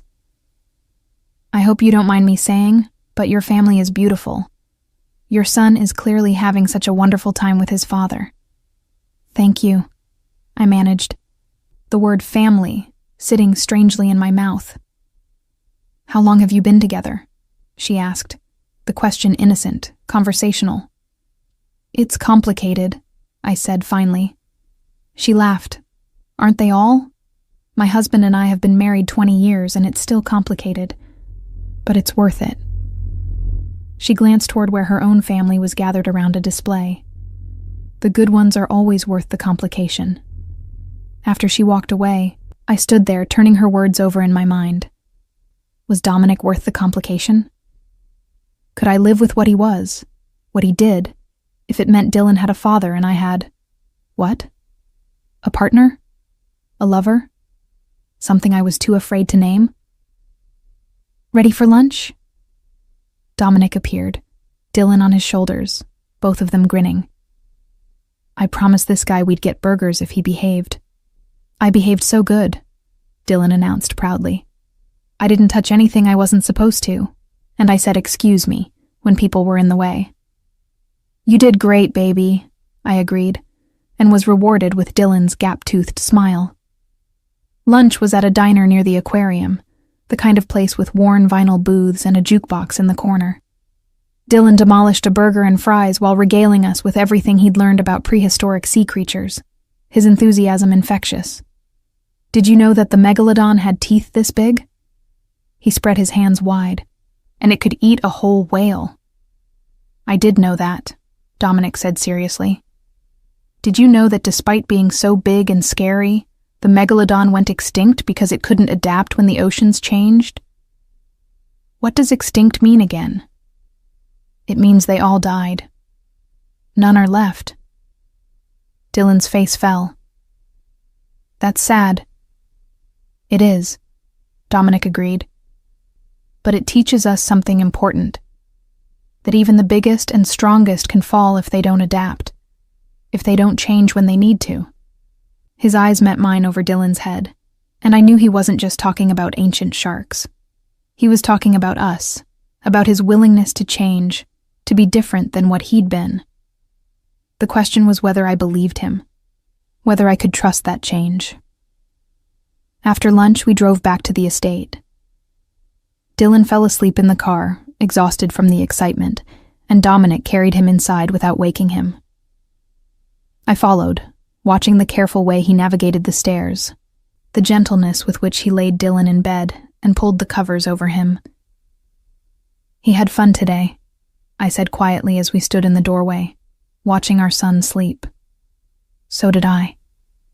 Dominic's voice was rough with emotion. "I've missed so much, Daisy. First steps, first words, 5 birthdays. I can't get those back. But I can be here for everything that comes next, if you'll let me. It's not about letting you. It's about whether it's safe, whether this life you lead. I'll keep him safe." The intensity in his voice made me look up at him. "I'll keep both of you safe. That's not negotiable. You can't control everything." "No, but I can control enough." He took my hand, pulling me out of Dylan's room and into the hallway. "Come with me. I want to show you something." He led me through the house to a wing I hadn't explored yet, down a hallway lined with family photographs. I recognized a younger Dominic with people who must have been his parents and siblings, all of them gathered for some formal occasion. "My mother," he said, stopping in front of one photo. "She died when I was 15. Cancer." The woman in the photo was beautiful, with dark hair and eyes like Dominic's, and a smile that seemed to light up the frame. "She's lovely. She was the best person I knew." His voice was soft, remembering. Kind, strong, completely devoted to her family. When she was dying, she made me promise something. "What?" "That I wouldn't let the family business make me cruel. That I'd remember that power without compassion is just tyranny." He looked at me. "I've tried to honor that promise. Haven't always succeeded. But I've tried." "Why are you telling me this?" "Because I want you to understand that I'm more than what you saw that night 6 years ago. I'm more than the violence and the blood. I'm my mother's son, and I'm trying to be worthy of the faith she had in me." The vulnerability in his admission made my chest ache. "Dominic, I love you." The words came out rushed, unplanned. "I've loved you since you dropped that tray of drinks at the restaurant and somehow caught every glass.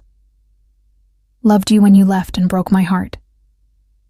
Loved you every day for 6 years, even when I was trying to convince myself I didn't. And I love you now, standing here with our son sleeping down the hall and a chance, maybe the last chance, to make this right." I couldn't breathe, couldn't think. "You can't just..." "I can. I am." He cupped my face in his hands, forcing me to look at him. "I know you're scared. I know you think I'm going to hurt you again, or that my world is going to swallow you whole. But I'm asking you to trust me, to take a leap of faith and believe that we can make this work. Trust doesn't come easy for me anymore. I know. I broke it. I'll spend the rest of my life earning it back if I have to. But Daisy..." His voice cracked slightly. "I need you to at least try. For Dylan. For us. For the family we could be."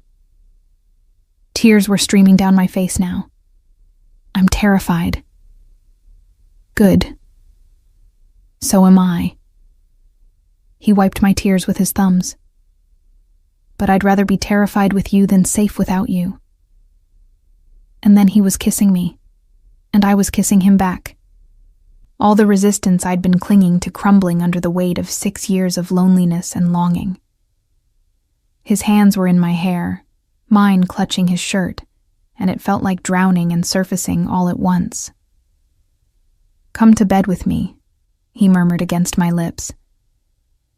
"Let me love you the way I've been dreaming about for 6 years." Every rational thought screamed at me to say no. But rationality had gotten me 5 years of loneliness and struggle. Maybe it was time to listen to something else. "Yes," I whispered, and felt him exhale in relief. He led me to his room. Our room, he'd called it, though I'd never been inside. It was masculine but warm, all dark wood and comfortable furniture, with a massive bed that dominated the space. Floor-to-ceiling windows overlooked the gardens, and I could see the fairy lights Maria had strung in the trees twinkling in the growing darkness. "Second thoughts?" Dominic asked, his hands at my waist, but not pressuring. "About 1,000. But I turned in his arms, reaching up to trace the line of his jaw. "Kiss me again." He did, slower this time, deeper, learning me all over again. His hands slid under my shirt, warm against my skin, and I gasped at the contact. It had been so long. 6 years since anyone had touched me like this. 6 years of being nothing but Dylan's mother. Of forgetting I was also a woman with needs and desires. "Still with me?" Dominic's voice was rough as he pulled my shirt over my head, his eyes dark with desire as they traveled over me. "Still with you," I confirmed, reaching for his shirt. What followed was a relearning of familiar territory made new by time and longing. He took his time, worshipping every inch of me with his hands and mouth, murmuring words in Italian that I didn't understand but felt in my bones. And when he finally made love to me, it was with a tenderness that made me cry. Because this connection, this intimacy, this feeling of being cherished, was what I'd been missing without even realizing it. Afterward, we lay tangled in his sheets, my head on his chest, listening to his heartbeat slow. His fingers traced lazy patterns on my shoulder, and I felt more at peace than I had in years. "I have something for you," he said after a while, reaching for the nightstand drawer. "Dominic, I know." He pulled out a small velvet box, and my heart stuttered. "But I want to give it to you anyway." Inside was a ring. Not an engagement ring, but something else. A wide band of platinum with 3 stones, 2 smaller diamonds flanking a larger emerald. "Your birthstone," he explained. "And Dylan's on either side. A family." "It's beautiful." My voice was thick with emotion. "But I can't." "You can. And you will." He slipped it onto my right hand. "I'm not asking you to marry me. Not yet. But I'm asking you to consider it. To think about what we could build together. What if I can't give you what you need? What if... Then we figure it out together." He pulled me closer. "No more running, Daisy. No more hiding. We face whatever comes as a family." I wanted to believe him. God, I wanted to believe that this could work. That we could be the family Dylan deserved. That I could love Dominic without losing myself in his dangerous world. But even as I lay there in his arms, feeling safer and more loved than I had in years, a small voice in the back of my mind whispered warnings I couldn't quite silence. I woke to the sound of raised voices downstairs. The bed beside me was empty, Dominic's side already cold, and gray morning light filtered through the windows. I grabbed one of his shirts, pulling it on as I moved toward the door, my heart racing with sudden fear. Dylan. Where was Dylan? I ran down the hallway following the voices to Dominic's study. The door was partially open, and through it I could see him standing behind his desk, his face hard as he spoke to someone I couldn't see. "I don't care what it takes. Find him before he finds them.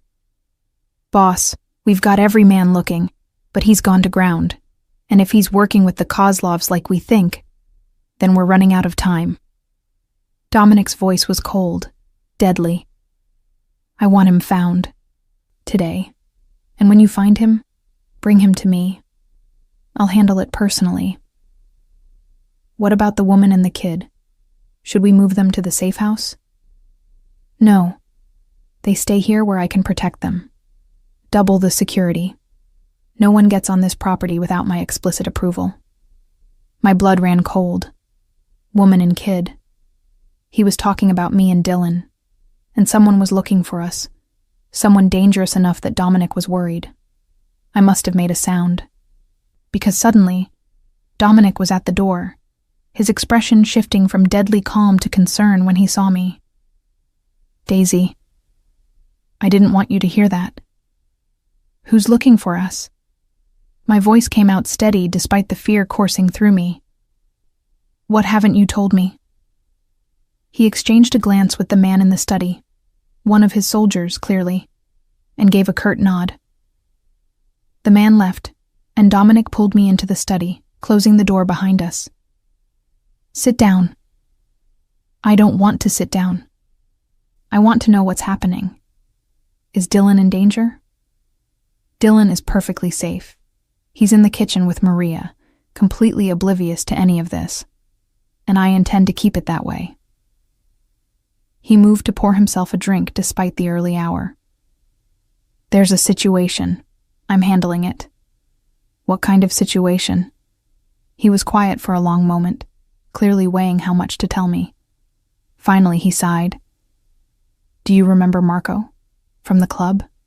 Of course. He's missing. Disappeared 3 days ago, right after you left. And before he disappeared, he was seen meeting with members of a rival organization.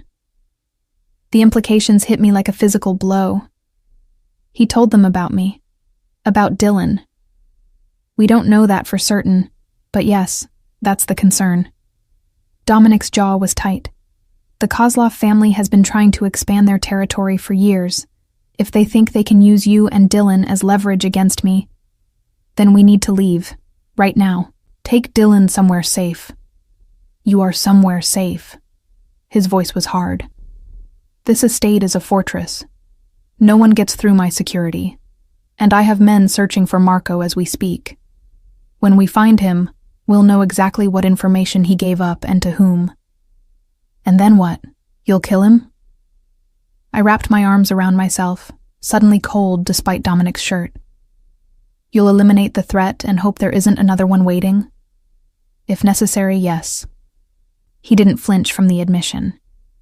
That's how my world works, Daisy. People who betray me don't get second chances. This is exactly what I was afraid of. My voice rose. This is why I didn't want Dylan anywhere near your life. Because your enemies become his enemies. And I can't. I won't let him grow up looking over his shoulder, wondering if someone's going to use him to hurt you. Then we make sure no one can. Dominic moved toward me, but I backed away. I have the resources, the manpower, the connections to keep both of you safe. But you have to trust me. Trust you? I laughed, but it sounded broken. You just told me someone's hunting us because of you. Because we're connected to you. How am I supposed to trust that you can protect us when being with you is what put us in danger in the first place? You think you were safer before? His voice rose to match mine. Living in that shithole apartment in a neighborhood where gunshots were a regular occurrence? Working at a club where drunk men put their hands on you and you had to smile through it? You were vulnerable before, Daisy. At least now you're vulnerable with someone who has the power to actually protect you. But I wasn't a target. You're always a target. The words exploded out of him. Beautiful woman, alone, with a child? You're a target for predators everywhere. The only difference is now, you have me standing between you and them. We stared at each other, both breathing hard. All the peace from last night shattered by cold reality. I need to see Dylan, I said finally. I need to make sure he's okay. He's fine. But yes, go see him. Dominic ran a hand through his hair, frustration evident in every line of his body. And Daisy? This doesn't change anything. You and Dylan aren't leaving. Not until this is resolved and I know you're safe. You don't get to decide that. Actually, I do. His voice was flat, implacable. Those gates don't open without my authorization, and until I say otherwise, you stay here where I can protect you. So we're prisoners now? The words came out bitter. Is that what this is? You're under my protection. There's a difference. Is there? I moved to the door, needing to escape before I said something I couldn't take back. Because from where I'm standing, it looks a lot like captivity.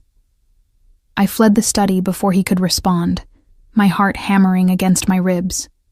This was exactly what I'd feared. Being trapped in Dominic's world, with his decisions superseding mine, his need for control overriding my autonomy. Dylan was indeed in the kitchen, cheerfully eating pancakes while Maria told him a story in her warm, accented voice. He looked up when I entered, his face brightening. Mama, Maria is telling me about when she was a little girl in Italy. They had a donkey named Giuseppe. That sounds wonderful, baby. I forced a smile, ruffling his hair. Are you having a good morning? The best. He took another bite of pancake, syrup smearing across his chin. Dad said we could go swimming in the pool later if it's warm enough. Can we? Dad. He'd fully embraced Dominic as his father in less than a week. The ease of it should have made me happy. Instead, it terrified me. We'll see, sweetheart. I poured myself coffee with shaking hands, trying to figure out what to do. I believed Dominic when he said this estate was secure. I'd seen the gates, the cameras, the men stationed at strategic points. But security wasn't freedom. And right now, for the first time since arriving, I felt truly trapped. You should eat. Maria's voice was gentle. These things, they work themselves out. Mr. Dominic, he takes care of his own. His own, I repeated softly. Is that what we are? You're his family. She said it with such certainty. And for a man like him, family is everything. He'll burn the world down before he lets harm come to his son or the woman he loves. The woman he loves. He'd said those words last night, and I'd felt them in every touch, every kiss. But love in Dominic's world came with a price. Freedom, autonomy, the ability to make my own choices. I was still grappling with these thoughts when Dominic entered the kitchen. He'd showered and changed, his hair still damp, and his expression was carefully neutral. Dylan, buddy, how about you go play in the game room for a bit? Mama and I need to talk. Dylan looked between us, sensing the tension even if he didn't understand it. Are you fighting? No, sweetheart, I assured him. Adults just need to talk sometimes. Go play. We'll come get you soon. After Maria had ushered Dylan out, Dominic and I stood on opposite sides of the kitchen island, the granite surface a barrier between us. I'm sorry, he said finally, for being heavy-handed, for making you feel like a prisoner. That's not what I want. But it's what you're doing. I set my coffee cup down carefully. You're making decisions for me, Dominic. Just like 6 years ago, you're deciding what's best without actually asking me what I want. When what you want and what's safe aren't always the same thing. Maybe not, but they're my choices to make. I took a breath, steeling myself. I think Dylan and I should leave. Go somewhere away from here until the situation is resolved. No. The word was flat, absolute. That's not happening. You can't keep us here against our will. Can I? He moved around the island, and I fought the urge to back away. The gates are locked. My men have orders not to let you leave. So yes, Daisy, I can and I am keeping you here. For your own safety. This is kidnapping. This is protection. He stopped just in front of me, his eyes blazing. And I don't give a damn if you hate me for it. I'd rather have you alive and furious than free and dead. You're being dramatic.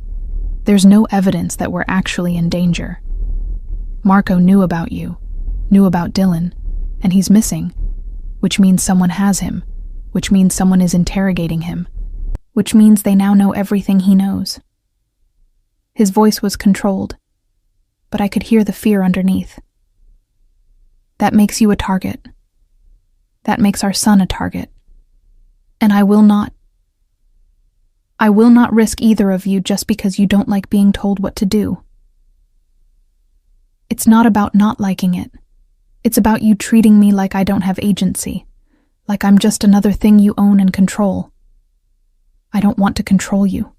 I want to keep you alive. His hands came up, framing my face. Please trust that I know what I'm doing. Let me handle this threat, and then we can go back to arguing about boundaries and autonomy and all the things we need to figure out. But right now, I need you to trust me. I wanted to. God, I wanted to. But trust didn't come easy when it had been so thoroughly broken before. How long? I asked finally. How long until this is resolved? Days, maybe a week. His thumb stroked across my cheekbone. I have my best men searching. When we find Marco, we'll know exactly what we're dealing with. And if you don't find him, we will. The certainty in his voice was absolute. I don't fail when it comes to protecting what's mine. There it was again, that possessive claim that should have angered me, but instead made something in my chest flutter traitorously. Fine, I said finally. 1 week. But after that, we need to seriously discuss what this, I gestured between us, actually looks like long term. Because I can't live like this, Dominic. Always waiting for the next threat. Always wondering if loving you is going to get me or Dylan killed.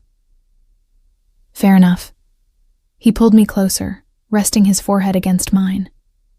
1 week, and then we figure out the rest of our lives. If only I'd known then that we didn't have a week, that the threat was already closer than either of us realized. That by nightfall, everything would change in ways neither of us could have predicted. But in that moment, standing in his arms with Dylan's laughter echoing from somewhere in the house, I let myself believe that maybe, just maybe, we could find a way to make this impossible situation work. I was wrong. The afternoon passed in tense normalcy. Dominic worked in his study, his phone constantly ringing, his voice sharp with commands in English and Italian. Dylan and I spent time in the library, a room I hadn't fully explored before, with floor-to-ceiling shelves and comfortable reading nooks. Look, Mama. Dylan pulled out a book, his eyes wide. It's about knights and dragons. Want me to read it to you? Yes. And then can we go swimming? Dad promised. I glanced toward the windows. The afternoon sun was warm, and the pool did look inviting. Let's see what Dad says when he's done working. We settled into one of the oversized chairs, Dylan tucked against my side as I read about brave knights and fearsome dragons. His weight against me was comforting, familiar, a reminder of why I was fighting so hard to protect him from Dominic's world. But as I read, I couldn't help wondering if I was protecting him from the wrong things. Dylan was happy here in a way I'd rarely seen. He had space to play, attention from adults who cared about him, and a father who was clearly devoted to him. Was I being selfish by wanting to take him away from this? Was my fear of Dominic's world hurting Dylan more than the world itself ever could? Mama, you stopped reading. Dylan poked my arm. Did the knight defeat the dragon? Sorry, baby, I got distracted. I refocused on the book, pushing away the troubling thoughts. We were halfway through when Dominic appeared in the doorway. He'd loosened his tie and rolled up his sleeves, and there was tension in his jaw that hadn't been there this morning. Everything okay? I asked quietly while Dylan was absorbed in the illustrations. Fine, just business. But the way he said it made me doubt the truth of those words. How about that swim? The pool is heated. Should be perfect. Dylan whooped with excitement, jumping out of the chair and running toward the door. I'll get my swim stuff. Dylan, walk. but he was already gone, his footsteps thundering down the hallway. Dominic moved into the room, and I noticed for the first time how exhausted he looked. Dark circles shadowed his eyes, and there was a tightness around his mouth that spoke of stress and worry. "You haven't found him," I said. Not a question. "No, but we're close." He sat heavily in the chair I'd just vacated. "My sources say Marco was taken to a warehouse in Red Hook. By the time my men got there, it had been abandoned. But there were signs of interrogation." My stomach clenched.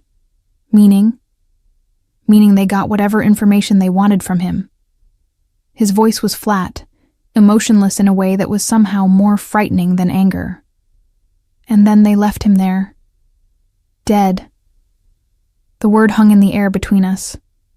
I should have been horrified, and I was. But I was also calculating what this meant for us. "So they know. About me and Dylan." "Yes." He looked up at me, and I saw fear in his eyes for the first time since I'd known him. "Which is why you and Dylan aren't leaving this property. Not until I've eliminated every single person who might pose a threat." "How many people is that?" "Enough." He stood, moving to the window to look out over the grounds. "The Kozlov organization is large, but not as large as mine. I have more resources, more manpower, more connections. But they're desperate. Their territory has been shrinking, their operations failing, which makes them dangerous. Because desperate people do desperate things." "Exactly." He turned back to me. "But I want you to know, I have the best security money can buy. This estate has state-of-the-art systems, armed guards at every access point, and contingency plans for every scenario. You and Dylan are safer here than anywhere else in the world." I wanted to believe him, but I'd seen enough crime dramas to know that no security was perfect, that determined enemies always found a way. What if they don't come here? What if they just wait, watch, use the knowledge of Dylan's existence to manipulate you? Then I give them what they want. His voice was cold. Territory, money, whatever. Nothing is worth more than you and Dylan. The declaration should have comforted me. Instead, it highlighted just how precarious our position was. That we were valuable not for ourselves, but as leverage against Dominic. "This is what I was afraid of," I said quietly. "That loving you would put a target on our backs." "I know." He moved toward me, his hands settling on my shoulders. "And I'm sorry. But Daisy, you've always had a target on your back. You just didn't know it. At least now you have someone who will kill to protect you." The casual way he said, "kill," should have terrified me. Instead, it was almost comforting, because I believed him. Dominic would burn the world down before he let harm come to us. "Ready! Ready! Ready!" Dylan burst back into the room in his swim trunks, a towel draped around his neck like a cape. "Let's go swimming!" Dominic's expression transformed instantly, the cold crime boss disappearing behind the mask of the doting father. "Race you to the pool, buddy."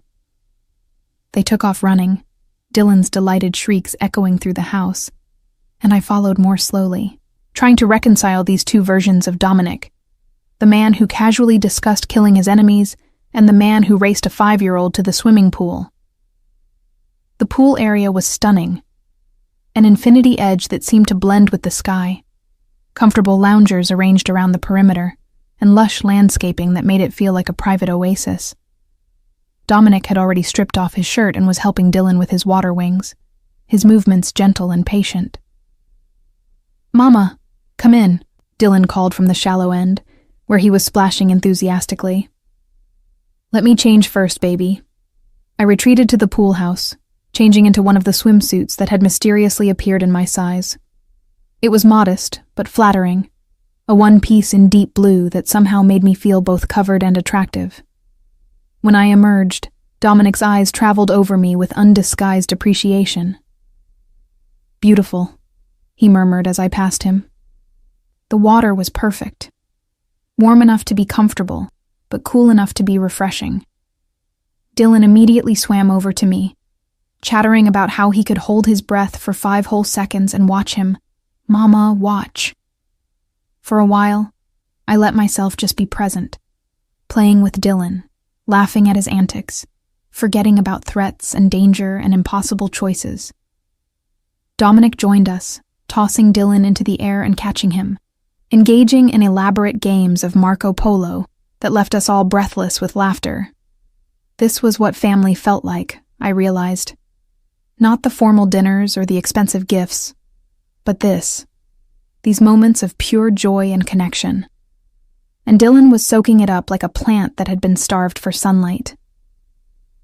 "You're a good dad," I told Dominic quietly, while Dylan was absorbed in diving for rings at the shallow end. "I'm trying." His arm slid around my waist under the water. "I missed so much. I don't want to miss any more." "I know, and I'm sorry. For keeping him from you. For making that decision alone. We've both made mistakes." His lips brushed against my temple. "But we're here now. That's what matters." I wanted to believe that. Wanted to think that love and good intentions were enough to overcome the dangers of his world. But even as we played in the pool with our son, I couldn't shake the feeling that we were living on borrowed time. Dusk was falling when it happened.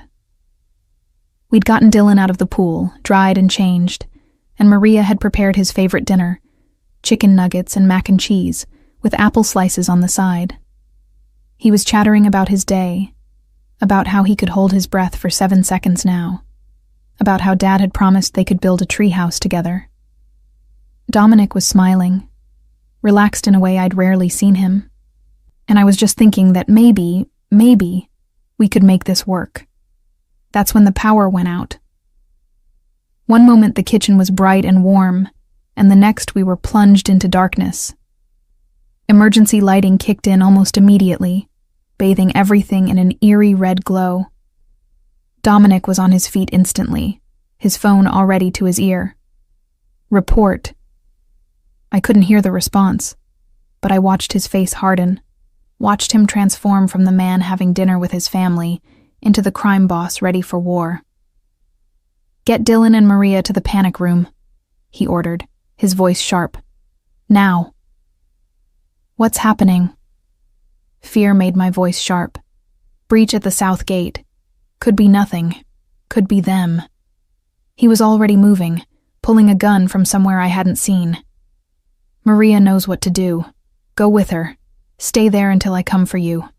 "Dominic." "Now, Daisy." The command in his voice brooked no argument. Maria was already gathering Dylan, who was looking scared and confused. "Mama? What's wrong?" "Nothing, baby. We're just going to play a game."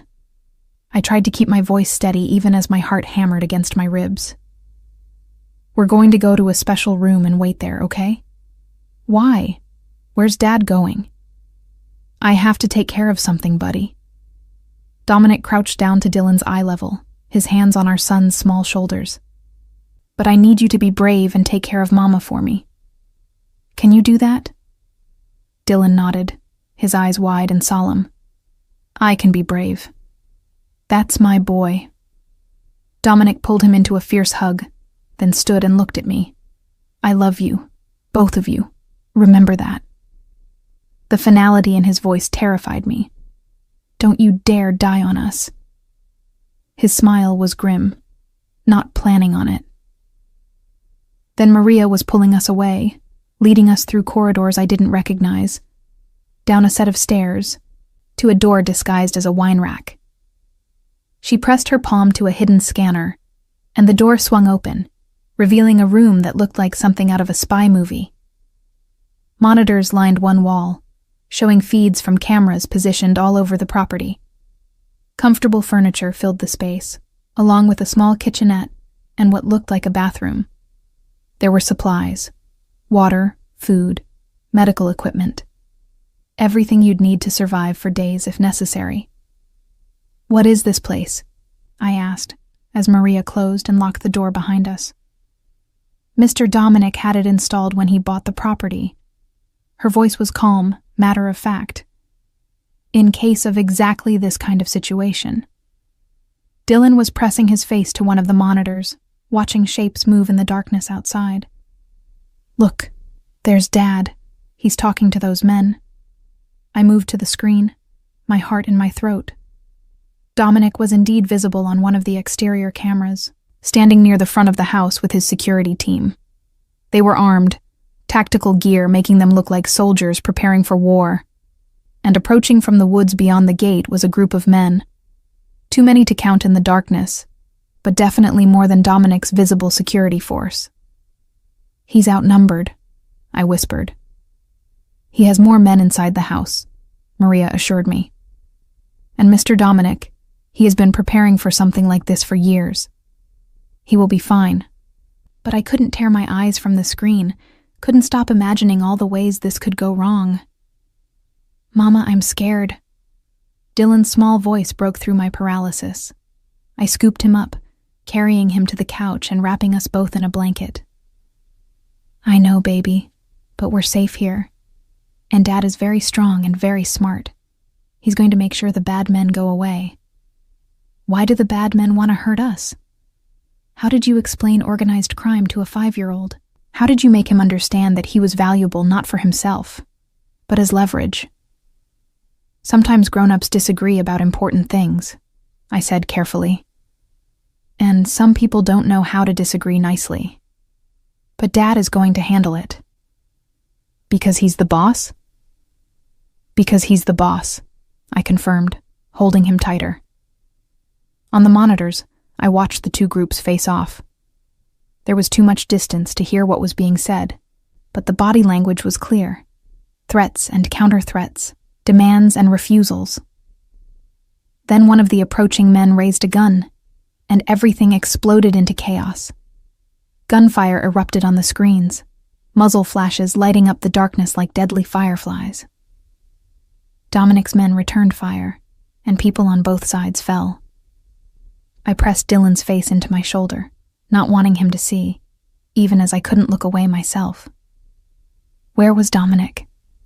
I'd lost sight of him in the chaos, and panic clawed at my throat. What if he was hit? What if he was dying while I sat helpless in this underground room? "There," Maria pointed to another screen. "He's moving around to flank them." She was right. Dominic had circled around somehow, appearing behind the attacking force with a group of his men. They opened fire, and the attackers found themselves caught in a crossfire. It was over in minutes, though it felt like hours. The surviving attackers retreated into the woods, and Dominic's men pursued. Bodies littered the driveway. Too many bodies, too much blood. "Stay here," Maria ordered. "I'll go see if it's safe." "No!" I grabbed her arm. "Dominic said to wait until he came for us. And what if he can't come? What if he's injured?" Her voice was gentle but firm. "I'll just check. 5 minutes." She slipped out before I could stop her, leaving Dylan and me alone in the panic room with the monitors showing a scene of carnage. "Mama, are the bad men gone?" Dylan's voice was muffled against my shoulder. "I think so, baby. Is Dad okay?" "I don't know." The honesty hurt to admit. We sat there in the silence, waiting. Every second felt like an eternity. Where was Maria? Where was Dominic? Were they hurt, dying, dead? Finally, the door opened. But it wasn't Maria or Dominic who entered. It was a stranger. A man in his 40s with cold eyes and a gun pointed directly at us.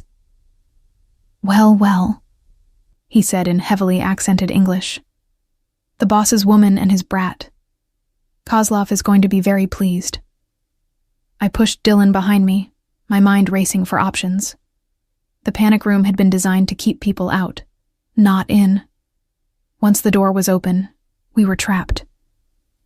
"My son has nothing to do with this," I said, keeping my voice steady despite the terror coursing through me. "Let him go." Not going to happen. The man moved closer. You're both coming with me. Insurance, you understand. Touch them and you're dead. The voice came from behind the man, cold and deadly. Dominic stood in the doorway, his shirt torn and blood-stained, his gun leveled at the intruder's head. He looked like an avenging angel, beautiful and terrible all at once. Romano. The man's gun swung toward Dominic. You should have taken Kozlov's offer. Now he takes everything from you. He takes nothing. The gunshot was deafening in the enclosed space. The man dropped, blood pooling beneath him, and Dominic was moving before the body hit the ground, kicking the gun away and checking for a pulse. Dead? I asked. Dylan's face pressed against my shoulder so he couldn't see. Yes. Dominic's voice was flat. Maria? Alive. Unconscious. He hit her when she came up to check. He moved toward us, and I saw the pain he was trying to hide. We need to move. There may be more. You're hurt. Doesn't matter. We need to get you both somewhere safer. He reached for Dylan. Hey, buddy.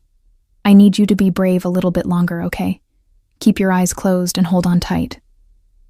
Dylan nodded against my shoulder, and Dominic scooped him up, cradling him protectively. Follow me. Stay close.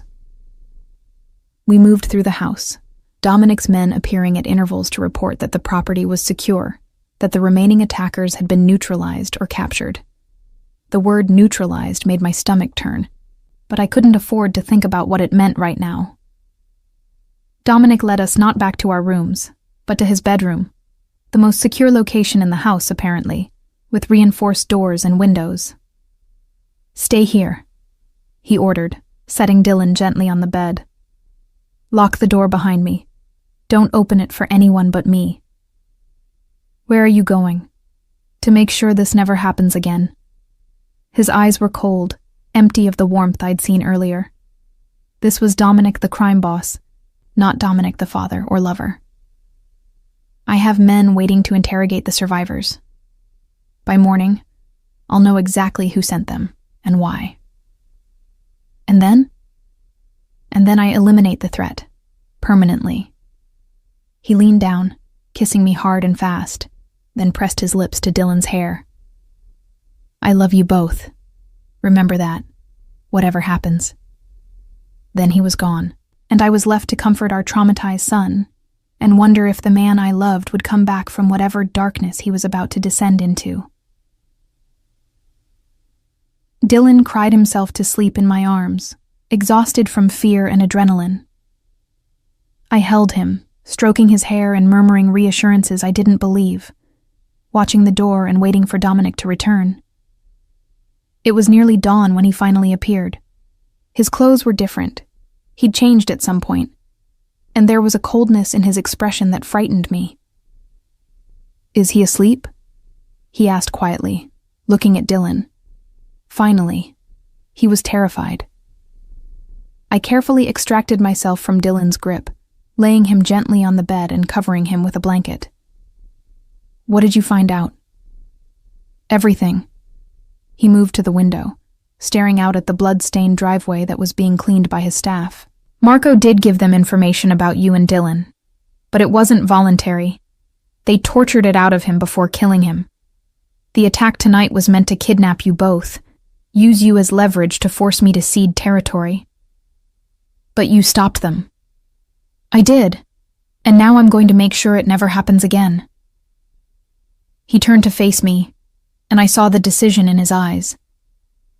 I'm going to war with the Kozlovs. Complete war. By the time I'm done, their organization won't exist. How many people are you going to kill? The question came out whisper soft. As many as it takes.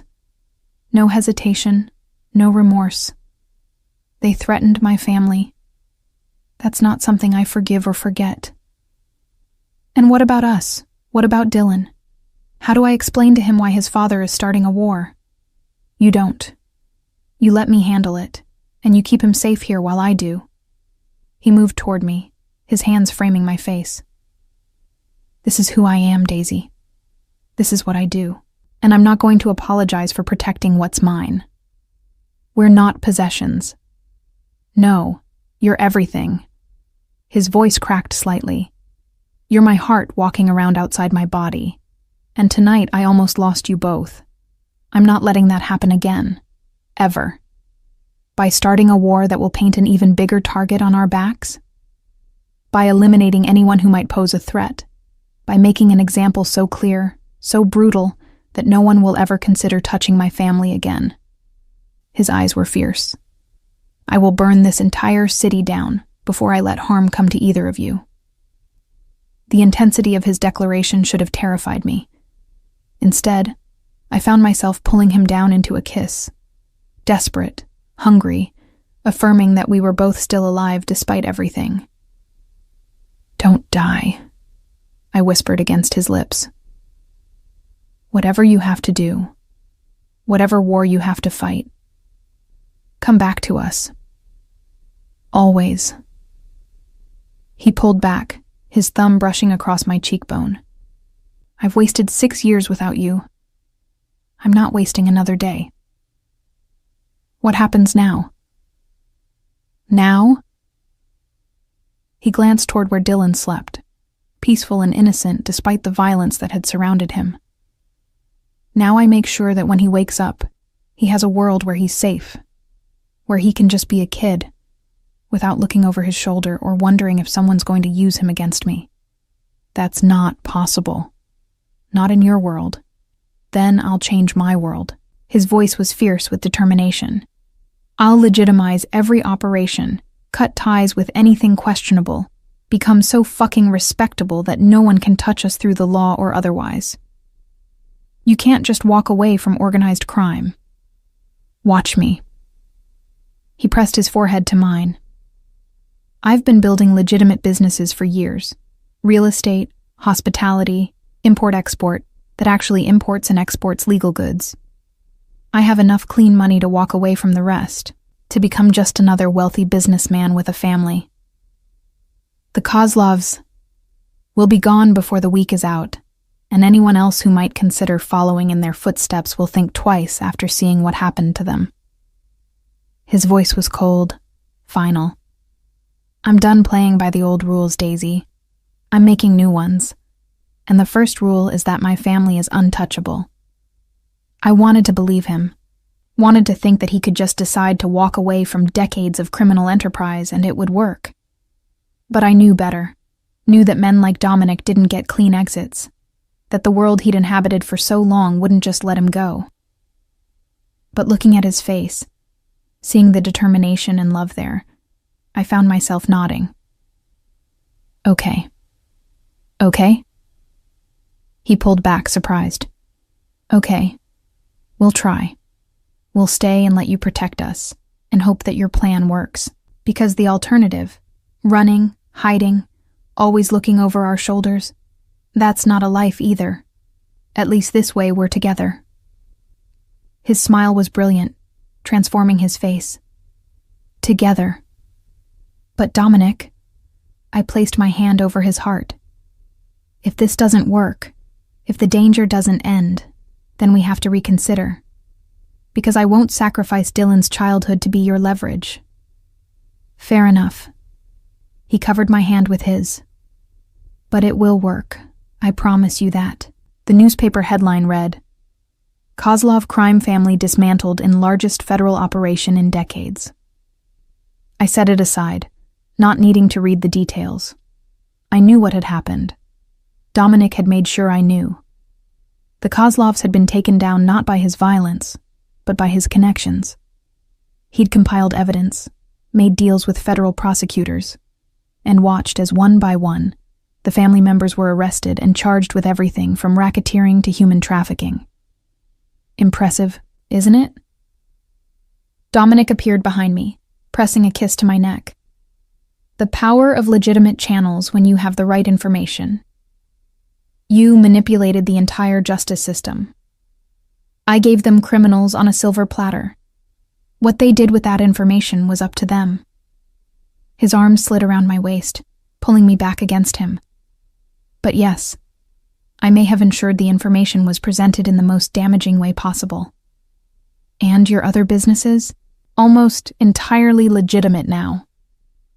I've divested from anything questionable, partnered with respectable investors, hired the best lawyers and accountants to keep everything above board. He turned me in his arms. I'm boring now. Just another real estate mogul with too much money and a beautiful family. You'll never be boring. Good to know. His smile was warm. Come outside. I have something to show you. He led me to the garden where Dylan was playing with Maria, both of them covered in dirt from the garden beds they'd been working in together. My son had adjusted remarkably well to the events of that terrifying night. Children were resilient that way, able to process trauma and move forward in ways adults couldn't.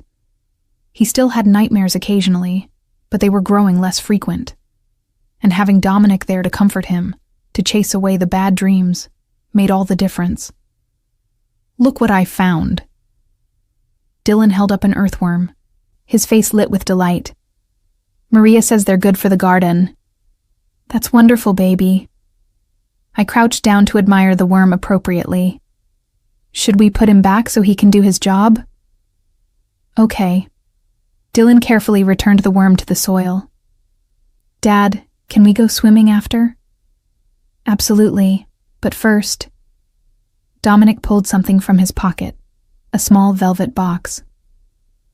I need to ask your mama something. My heart stopped. He dropped to one knee right there in the dirt, opening the box to reveal a stunning ring, a simple band of platinum with a single perfect diamond. Daisy Reyes, you've given me more than I deserve. A second chance, a son, a reason to be better than I was. Will you give me one more thing?